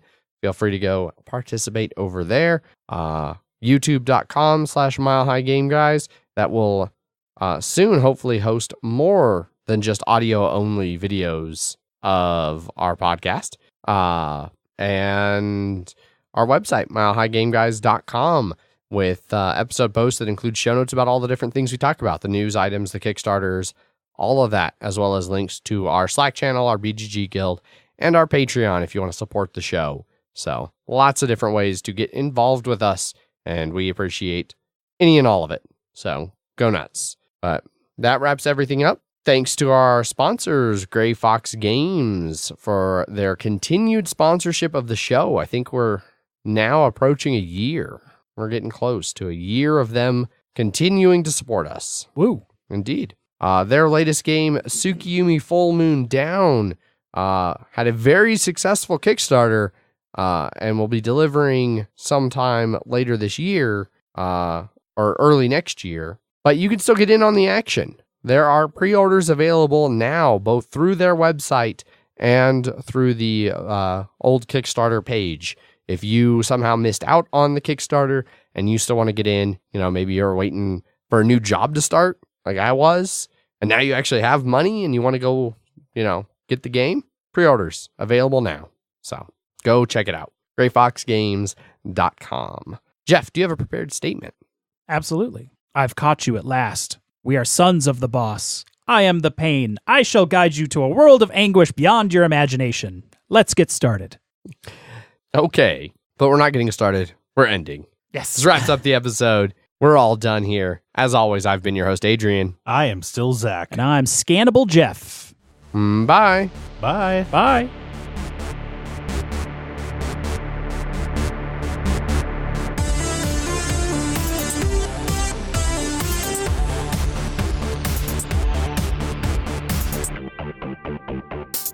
So let's talk about spoilers. So we're gonna talk about the movie here. You don't need to like turn away or anything because in post, Zach, you have to remember in post to move the spoiler talk to after the episode. So the bloopers for this episode will be spoiler talk for this, and then also for Game of Thrones probably a little bit. So this is going to be all our spoiler stuff after the end of the episode. So this episode is going to be as long as Endgame. Yeah, exactly. It's gonna But be only actually 50% board game material. yes. Yes. Yeah. The closing music will run at like an hour and 20 minutes, and then there will still be an hour and a half of podcast. Yeah, and they'll be like, "Oh, they just let it run in again," and it's like, "No, it's stuff. content. There's content." Yeah.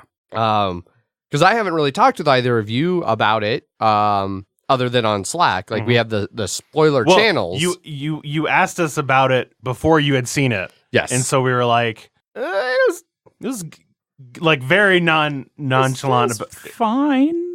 Yeah. Yeah, we were like gonna try not and color your expectations at all. Yeah. Which I appreciated, even though they were unnecessary. I appreciated your like complete multiple direction.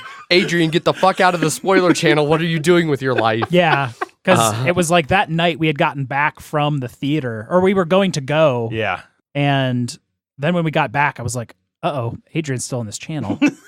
Yeah, He's the only one that hasn't seen it yet. I had muted it, so I got no notifications, no pop-ups, no nothing, and I definitely wasn't going to go click on Endgame spoilers until after the fact.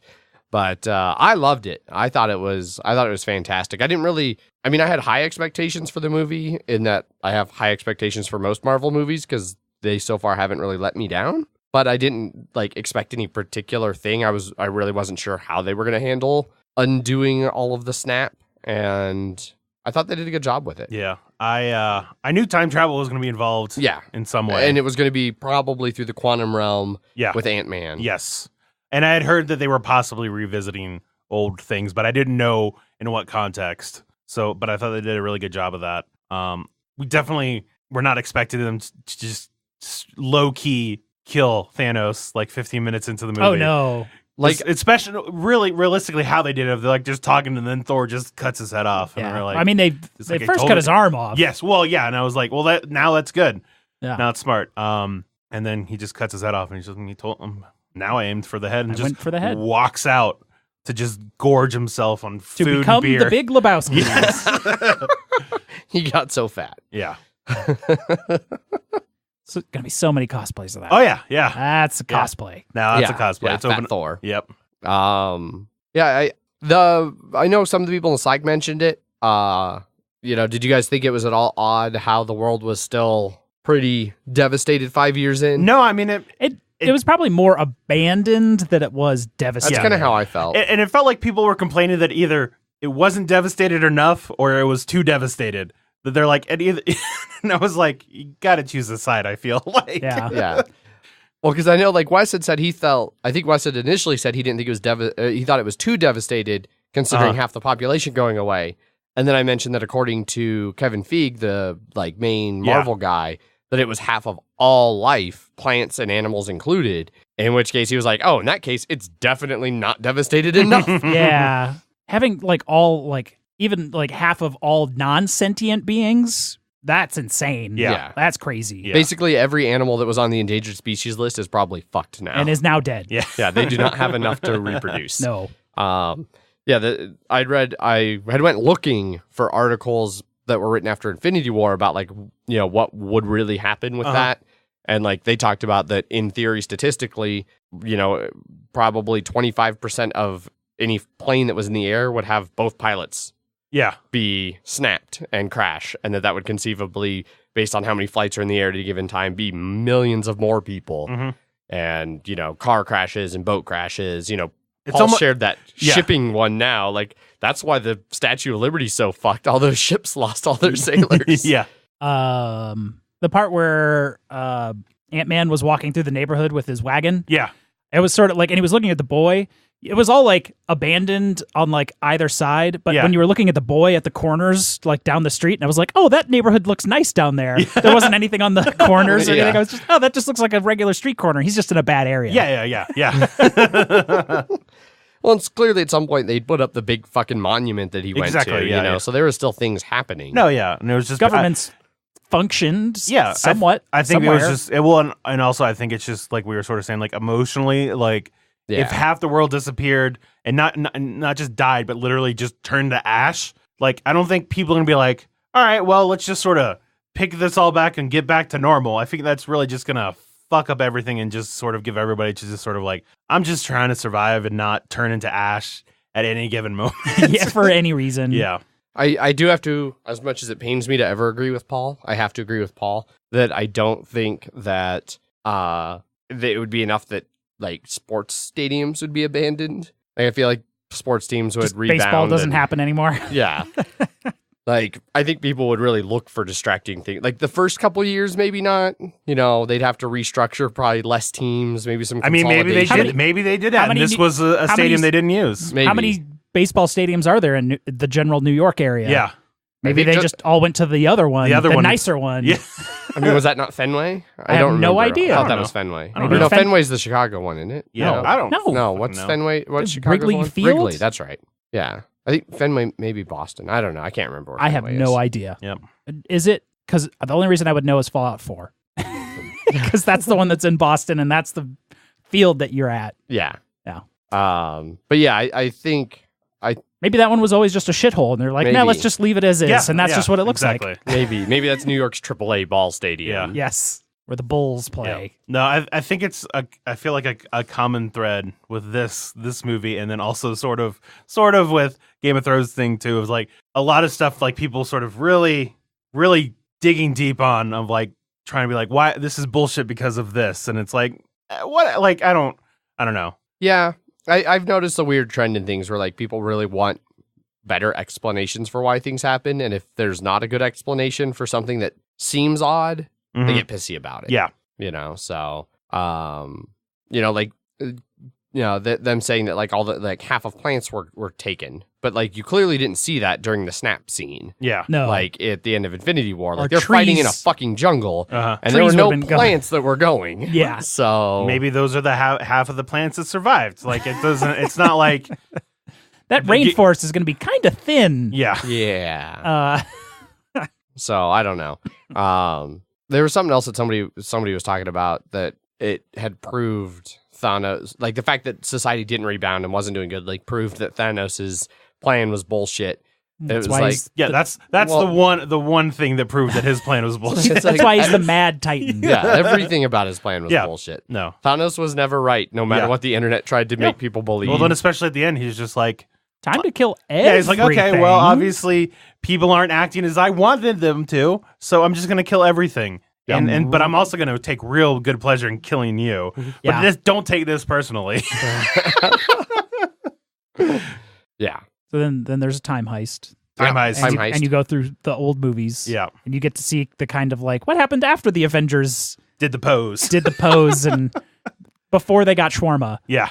Yeah, which they were looking like, I don't know, I think that almost had to be post shawarma. Like I feel like they had to like get up off the street, go get shawarma, because in the shawarma scene they are ragged. And a lot of them were looking a little bit more put together by the time the time heist went down. Yeah. I mean, I don't think the shawarma fits in The anymore, timeline. Yeah. unfortunately. No. Especially because Chris Evans has a beard in that shot, Because- but he's covering his face. Yeah, well, he had a prosthetic on. It's Yeah. because he was filming Snowpiercer when that Uh-huh. reshoot happened. Yeah. When they added the shawarma scene. Yes. I liked that Draft House had shawarma as one of their Yeah. special It was menu very options. delicious. It was tasty. Yeah. But yeah, which I don't know, like obviously at the end Cap goes back and ostensibly puts the stones all back, but how much of Yeah. that kerfuffle did he undo? You know, like Loki getting a hold of the Tesseract and blinking away. I would assume none of that. Yeah. I bet he put it back in the fancy vault thing or just left it out front or something and someone picked it up and was like, oh, Yep. hey, this is supposed to be inside, isn't it? He just left it sitting on a desk with a Post-it note to Peggy. Tony's dad. And then Oh, he's yeah. like, oh, and he grabs it and then just disintegrates. I would assume he sort of put everything back. And then one of the best memes I saw, it's the one from the biker people, you know, the one where it's the dad and the kid fighting. Sons of Anarchy. It was the one about where they build motorcycles. The Orange County Yeah, choppers or Yeah. whatever. And he was like, I'm giving you the stone back. Can we get Black Widow back? And he's like, that's not how it works. Yeah. Yeah. And he's throwing the chair. Right. Oh. We're skipping over probably a lot of the middle. I mean, of the movie, but but we it's also can't fine. talk about this for Exactly. an hour and a We're half. not doing a shot by shot discussion here. No, Yeah. I liked the time heist, and it was super cool and Yes. awesome. Yeah.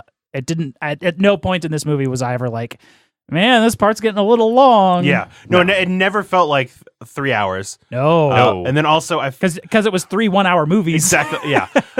And honestly, one of my favorite little quote things I saw was like, my favorite out of context spoiler is I really liked that moment when Hulk gave Ant-Man his taco.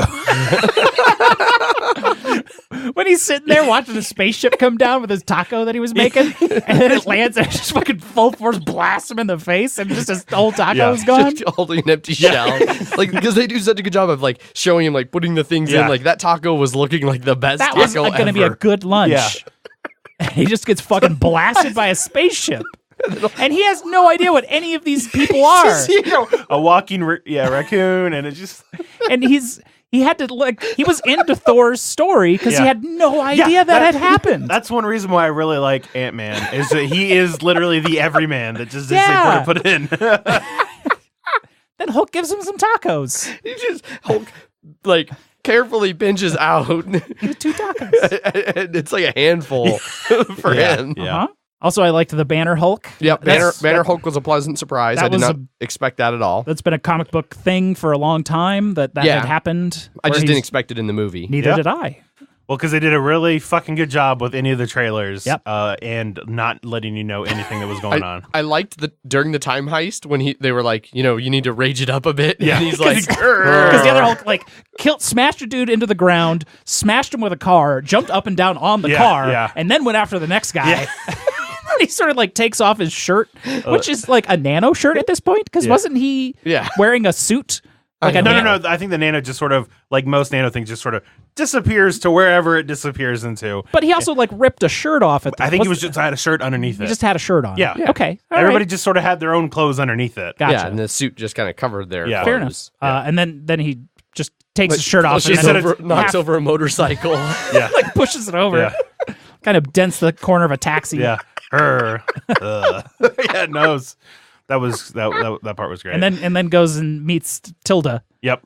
Yeah. No, Which there is are another a lot of pleasant good surprise. a lot of good cameos Yeah. in here that I was like, oh shit, I wasn't expecting them. Yeah, she was blasting shit out of the Yeah, sky. I yeah. was like, no wonder they won. She could have done a lot more, to be honest. She probably did. All of the sorcerers could have been up on that roof. Yeah. Taking care. She just seemed to be protecting the sanctum. Oh, 100%. Yeah. That was important. Yeah. Time ice. Yeah, I like how, because then he showed up and he's like, I need to talk to Doctor Strange. She's like, you're several years too early. 6 years too early. Yeah. Of course, she would know that. Yeah. Yeah. That final battle was so good. Yeah. Boyd was complaining in the Slack, and I think a couple of people That were agreeing doesn't with sound him. like Boyd. I know, right? Never. That it was one of the less interesting battles. I disagree, and the reason why is that once again, it was just a bunch of people versus a bunch of people. Yeah. Except now you had a through line because it was the majority of it was following the gauntlet of trying to keep it away from him, and so it was giving you something constantly to look at and not get distracted by just. Here's everything you've seen in 21 movies fighting against each other at Yeah. the same time. Yeah, And just- stuff you haven't seen. 'Cause True. We never saw Pepper Iron Man. That's Rescue. Rescue. I think it was called. Rescue. We never saw Doctor Strange pull people into hell. Yeah. I had mentioned that when we left. Yeah, I was because just both like- of us were watching, and all of a sudden we just see. We were talking about how Doctor Strange Yeah. didn't have his super cool fighting moments, Yeah. except for that part where he pulled people into hell. Yeah. Well, I just remember watching it. All of a sudden, a bunch of portals appear underneath some people, and tentacle things come up and pull them down. And both Jeff and I were just like, "What the fuck?" He just dragged those people to hell. And he did a magical water tornado. Yeah. Yeah. Well, yeah. A lot of his stuff was keeping the water at bay. Because that was the one Support stuff. That was Yeah. the one that needed to happen. Exactly. Yeah. Spider-Man's instant kill mode. That was great. totally worth it. They're still piling Yeah. around Yeah. it. And This isn't working. Yeah. This is backfired. yeah. What'd you think of Captain getting to wield Mjolnir? Mjolnir. Meow meow. Meow meow. Yeah. That was fucking awesome. That As was soon as I great. saw it moving, and I was just like, he's gonna get it. I'm surprised you didn't say that as soon as like he brought it back with him, and so Thor had that and the axe at the same time. I mean, that's something I was expecting Thor to just have. Yeah. It was sort of blindsided by like, oh yeah, Captain America can totally use that and has. Yeah. Also, I totally forgot that they resurrected everyone and they went into that battle just kind of by themselves, and then everyone else appeared, and I was like, oh fuck, everyone's alive again. Well, see, and I was wondering like how they were going to bring him in, and so like when he started getting the Rhodey in his ear, or not Rhodey, Falcon in his ear, It's like oh, on your yeah, left. everyone's still alive. Yeah, except Vision, Yeah. who's still except dead. Vision's still dead. and the original timeline Loki is Yeah. dead, and then original timeline Gamora is dead as well. Yes. But it's new Yep. Gamora. Yeah. You missed him the first time. Yeah, well, I mean, you I got did- both of them the second time. I did like that how they did, like, they didn't retcon that away. No. Or whatever. Like, it is that Gamora that we knew was dead. Yes, and like is there's dead. nothing. And now Yeah, like because this Gamora, until she walked out of the rubble, had never even seen Peter Quill. Exactly. Which I loved She's her reaction. 2014 Like, Gamora. this is it. This is who It was him or a trade. Like- It was. Yeah. No, but I really liked how the 2014 Thanos got wind of it. Like, I thought having Nebula going back and then like their signals being like, oh, they're on the same wavelength. They're on the same network. Yeah, and Same network she works off of is Yeah. in that same galaxy. Yeah. And so I thought that was a clever way, because I knew I knew like 15 minutes Thanos in the beginning. Like, that wasn't the only Thanos that was going to show up. He had to come back later somehow. Mhm. Yeah, because I mean, it wasn't like they were going to go back, snap it, and everything was just going to end. Exactly. Like, you don't have a superhero movie without a big ending superhero battle. Yeah.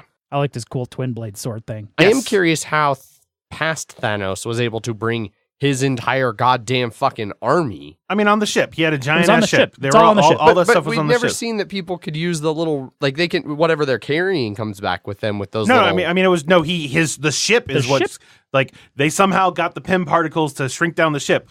Yeah. Which they've used Pym particles to shrink down other ship before. Yeah, they shrunk the whole ship. The whole ship came through. Yep. And then the ship came out. Yep. Went through the roof. Yeah. Smashed the whole time machine. And then remember, they're like, oh, we're good. And then Ant-Man is just like, ah. And then just- Ant-Man died.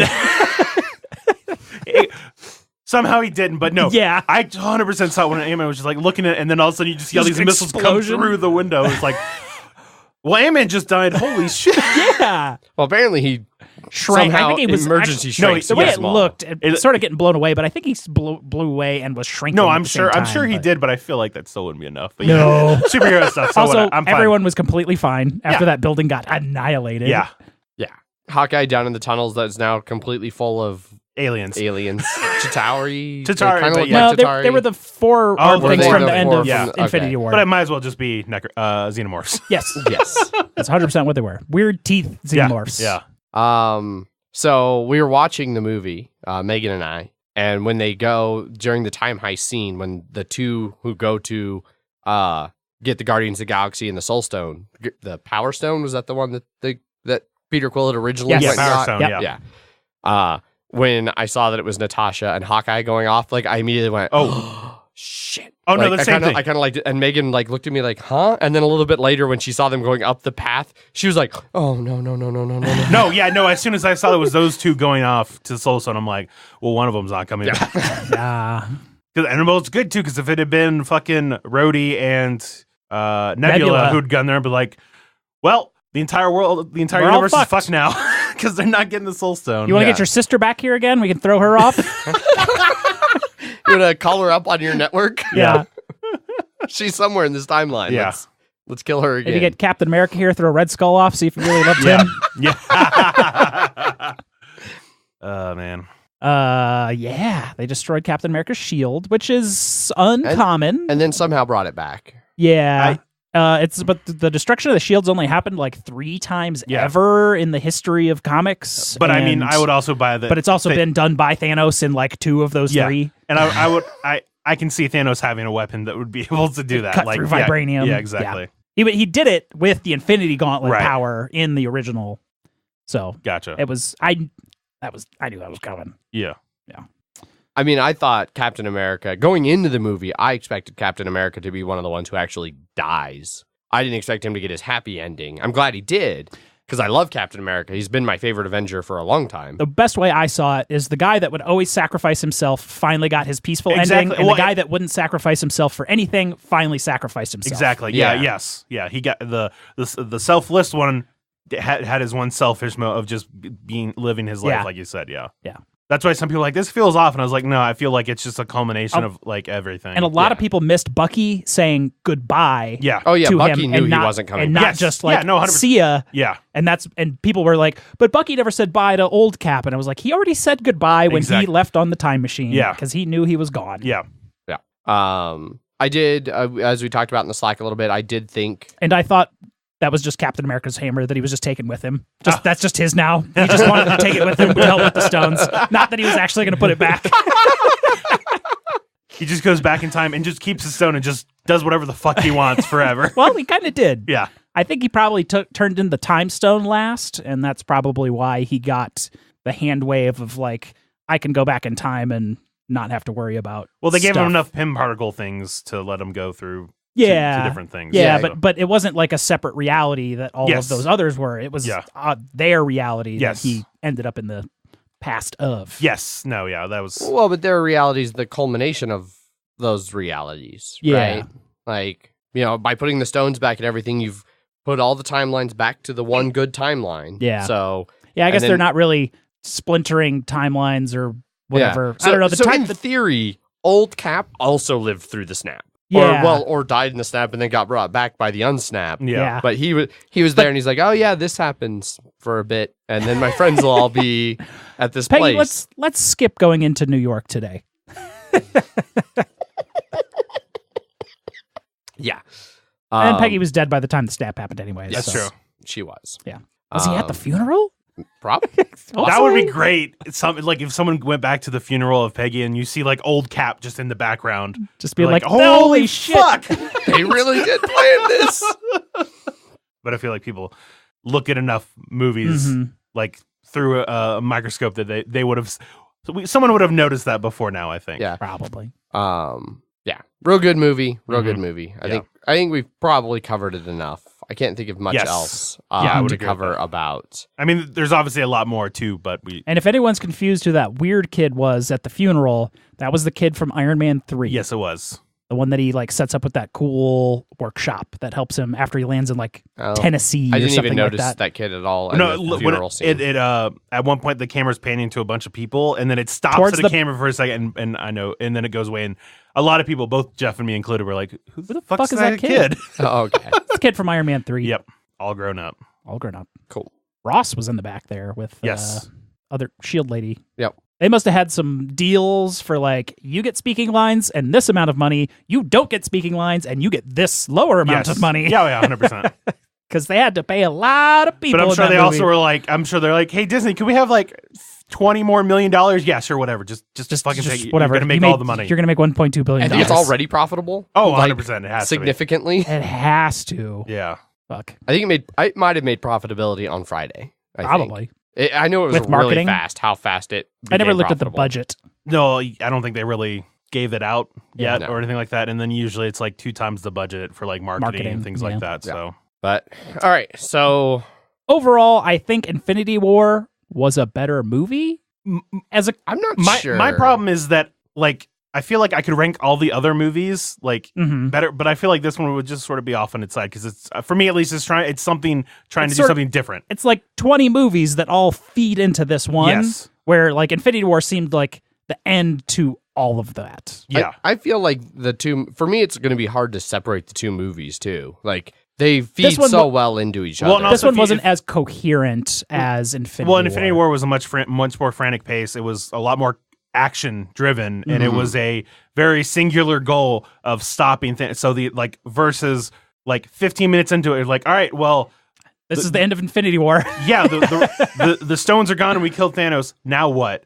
And then it's just sort of, I mean, then you're dealing with the people living through Yeah. that, and Yeah. I very much liked that. Yeah. I but did for- too. I loved it. Yeah, but I like the for, part where the rat saved the world. yeah, Saved the gap. Saved the universe. Yeah. I mean, but to be fair, it's also like it's been 5 years. Who knows how long that car's been in there? And also, no one looked for him. Exactly. Well, yeah, because they all thought he died. Well, they didn't look for his stuff, I guess. I don't know if it matters. If you're looking for pin particles or something, Yeah. I guess. They didn't know. Yeah, they probably did. The people that knew all got snapped. Yeah. So, Pfeiffer gone. yep. Indeed. Yep. So continuing the spoiler train, And this one should probably be shorter. a lot shorter. Game of Thrones had their big episode 3, the Battle of Winterfell, Night King versus half a dozen heroes and a bunch of troops, Mhm. couple dragons, all going down. Yes. So I didn't even try to see what you guys were doing because neither of you responded last week when I asked what you're doing for the episode. Last week I was already watching it when it yeah, happened. because I didn't realize I somehow did. The episode title is The Long Night. Yes. But yeah, because I didn't realize that night when I'd asked that it had already started when I asked the question. Yeah. I thought it was like starting in like 45 minutes, not it had been going for 15 minutes. Yes. No. So I got home. Megan and I passed each other on the road. This time we didn't get a wave to each other. That's become a new tradition on the weekends when she works nights and I work days. I take a slightly different route and we pass each other on WADs and vaguely wave. We didn't see each other this time. I got home just in time to fire it up. I watched it this morning before work. So I watched it all by myself. You watched it with your big group that Yes. you watch it with. I watched it all by myself. Okay. I rapidly got mad at that episode. Yeah, so here's the thing is I think in our group, whenever something weird or stupid came up, like someone would make a joke and be like, aha, and then like we would just go on. I feel like you were just sitting watching and you're like, that's so fucking stupid. And you're just like it's just sort of, it's just a whirlpool of hate that's just started going inside you. Well, and my brother was watching it with my mom, Uh-huh. like off and on. Like he'd come in and see a little bit, and then he was getting so mad he kept leaving, and then he'd come back for the next stupid thing, and then get mad and leaving it. So he was feeding into that too by like, Well, I am very surprised you even looked at your phone during that. because I didn't initially, Uh-huh. but then I started to get so checked out and Okay. Yeah. was like, this is stupid. This went off the rails. Fuck this. Off the walls, Off the walls. into the castle Yeah. with all the dead people eating everybody. But then I watched it again today with Megan because she hadn't seen it because she Yeah. worked last night. And the second viewing improved my opinion. Mostly because I reached Paul level of like I went into it with no expectation, with very low expectations, and then it was able to exceed those. So I'm still pretty bummed that they didn't manage to give Winterfell any kind of a sound, cohesive defense. Like Right. that really bothers. Like I think it would have been more impactful if they had a good defense and then still just got washed over just as easy. Like they could have basically had everything happen the same. The dead still crushing everything. Right.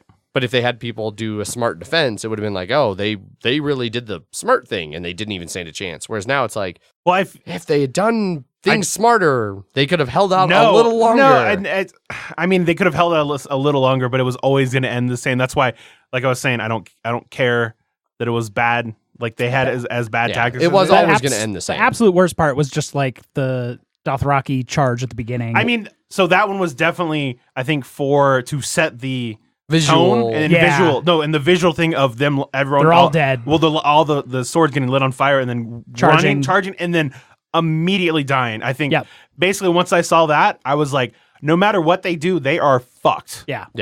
Which it had two good shots because it had the above shot where John and Dany were, where you could see them riding and they're streaming out as the horde does, and then you can see them like just hit a wall and it all collapses. Yes. And then they cut to that ground level where the lights just slowly go out. Exactly. Yeah. But it was really stupid. Yes. But Well- it was cool. and I can forgive that because the Dothraki are the Dothraki and they're just going to go crazy, Yeah. Exactly. hordes. They could have been used better. Yeah. I mean, they should have been used, like the Dothraki are modeled off of like horse archers from the steppes. Yeah. And so they should have been running back and forth along the lines, just firing a shit ton of arrows. Well, I think is the fact is they couldn't see anything until they were there. I mean, like I think that's one of the reasons why they lit the swords on fire is so that you could see them, and then it's like because you just see darkness and then a giant wall of undead just swarming them. I would have recommended some sort of watchtower fire system out in this big open field. You know, have the dragons go light that forest on fire. So you got a big forest fire as a backdrop that you can see the dead approaching through. Like, there's a lot of different things they could have done. You know, little spike pits that are fiery spike pits that kind of Well, and also break I don't up think the they charge. had they don't They didn't have a ton of time. Yeah, they didn't have a ton of time. They had a decent amount. They had time for some people to go all the way to Harrenhal and back, which is like one side of the north to the other. Yeah, not but Harrenhal. Last hold. Last hold. Last Hearth? Last Hearth. The Umbers. Yeah. Well, then they all died up in there. And but the people who... I mean, but it was a small... They arrived just ahead of the... Yes. Yeah. So, it's, yeah. And then even more than because the Dothraki, like I said, I can forgive. Like, because I can say the same thing. Like, maybe they were riding up to do archery shit, and then it just hit a wall of dead and died. Death. You can say death, a wall of death. Some did survive. But once Yes, they were... ran back. Jorah survived. Like They ran back. There were a some of couple them. that were running on foot. Yes. But then once they were gone, when you looked at the alignment of troops after that, it was trebuchets in front, general soldiers, then you're like really well-trained spear phalanx... The Unsullied. The Unsullied, yeah. I mean, I'm just talking general, types of military groups. And then it was the big trench, and then the castle walls, and then a handful of people inside the castle. I feel like they should have had that almost exactly the opposite. You could have had the Unsullied outside of the pits, sure, to fall back, like, as they make contact. Everybody else lights the pits. The Unsullied can still stay outside, and as things get through... Because then when they started dropping the guys to get in, the Unsullied could have been there, with those little chokeholds. Yeah, pull the shit out of them. An ultimate choke point. Yeah. Or have them inside on the walls, so when they start climbing the walls, you have spears from really well-trained... And I do have to say that they didn't show all of Castle Winterfell's battle. They sort of just showed the main courtyard area, and that's all we ever really saw. The castle's fairly large, and there's other areas of the wall, and who knows that wasn't happening there. But we didn't see it. Yeah. Apparently, there's a lot of stuff we didn't see in this because there's going to be a lot of dead people next episode that you're going to be like, hey, look at that corpse. That's familiar. That corpse is familiar. Yeah, but almost none of them are going to be main characters. Correct. No. The list of main characters that died was shockingly small for the build-up. Like, people thought it was just going to be a bloodbath where, 3 main characters were going to survive. But I think that probably... I never thought it was gonna be. I didn't think it was gonna be that bad, but I thought more. Basically, yeah. But they still have 3 more episodes. If they lost here and could still fight, I don't. How they were set up in Winterfell and how it was gonna end. If they beat them here, then Night King would have won. Yeah, and so they had, in order for it, for Cersei's stuff to matter at all, they needed to defeat the Night King here with as much plot armor as possible. Yeah, which I wish they had done this season. Maybe I wish they'd had a way to do it a little bit different, maybe to where they went and dealt with Cersei. I think it would have been made more, depending on how the season ends. And there's some ifs of who ends up on the Iron Throne, how things with Cersei end. But have that be the big, Dany comes over, has to win the 7 kingdoms so that she has complete control of all the armies, and then go north to meet the Night King and have the big final battle. Yeah, with how it ended last season, though, I was going to be Night King first. Well, yeah, because they had to, because the Night King had just destroyed the wall and was there. Yeah. But I think the overall plan I think that was a bad plan for the show. I think, because now you're left at this, well, now what for the good guys? Now we have to fight an evil lady. They've got 12 people and 24 soldiers and a couple dragons. Who knows? Maybe a couple dragons. You only see one of them at the end of the episode. Jon's dragon might be super dead. 1 to 2 dragons. Yeah. Maybe. Yeah. Was the other dragon just tired? I don't know what. He sort of fell out of the sky. And Well, he'd gotten chomped pretty hard and gored at one point by the ice dragon. Yeah. Yeah, he's probably fine, though. Which I did like that the ice dragon, when he was landed on the ground and was fighting Jon in that courtyard. I don't know if I'd say fighting, but yes. When Jon was hiding. During that scene with Jon and the ice dragon in the same courtyard, how it had gouts of flame coming out of its torn neck where his dragon had fucked its shit up. Yeah. Ripped its throat out. Yeah. And then Jon yelled at the dragon and then it died. Yeah. He's going to be real confused tomorrow. Yeah. Guys, I'm pretty sure I did it. Yeah. I killed the dragon and we won. No. We won! I did it. Sam just crying and stabbing. Yep. I really don't know how either Sam or Davos made it through that fight. Davos made it through the fight by them putting him on screen. By not being around. By not putting him on screen as much as possible. Yeah. I'm sad we didn't see a Hodor White, because he was resurrected. He's part of that horde somewhere, right? I mean, I think it would have been 2 on the nose. Yeah. And who would that have been for? Just us. Yeah. I know, but still. Maybe Hodor could have crushed the little Mormont girl. No, they got 1/1 or a 1/1 appropriate. They got a giant. Yeah. Yeah. And then she got to kill the giant before her Yeah. dying from her crushed ribs and crushed everything. Crushed everything. Yeah, very powdery Yeah. skeletal structure. Yeah. Would not recommend. No. Her entire skeleton looks like the x-rays of Jeff's leg. Yeah. Yes. She probably wasn't able to walk around too well after all of that, though. Oh, no, no. Her white form didn't. Her eyes opened, but she never got off the No. ground. Yeah, she was sort of like, meh, Yeah. meh. Yeah. And it got real brutal after they just was like, oh, yeah, I can just resurrect everyone that's died so far. Yep. Well, I mean, I was wondering when he was going to do that, but I knew he was going to like do it immediately. Like every time someone died, like raise his hand, raise his hand, raise Yeah. his hand.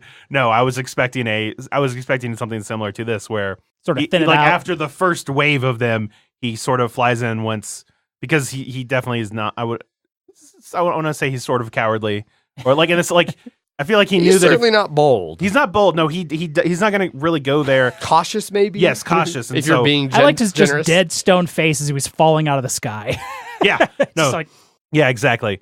No, but then he had a super smug look when Danny lit him on fire, and he was just like, "Meh." You get a slight curl of Yeah. the lips. It was the most character development that Yeah. Night King's had all Yeah, but I five don't. It's seasons. he was never a character no. to me, at least. Like he was definitely more force of like just This omnipresent. is going to thing. happen. Yeah, basically death. Yeah. and so it was like, Well, they beat death. Yeah. Now they have to fight a drunk queen. Yeah, Yeah. So we'll see how it goes. Yeah.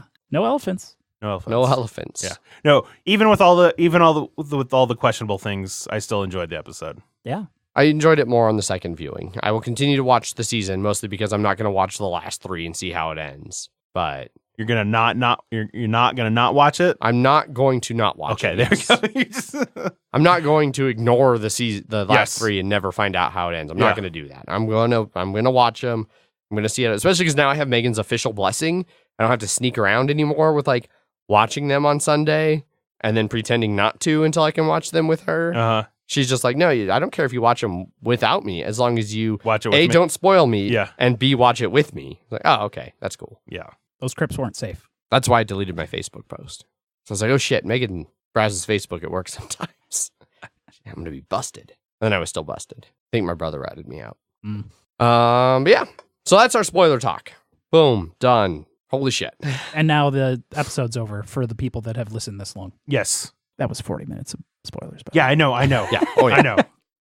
Hence why I was just like, just move on to fucking what we do it. Yeah.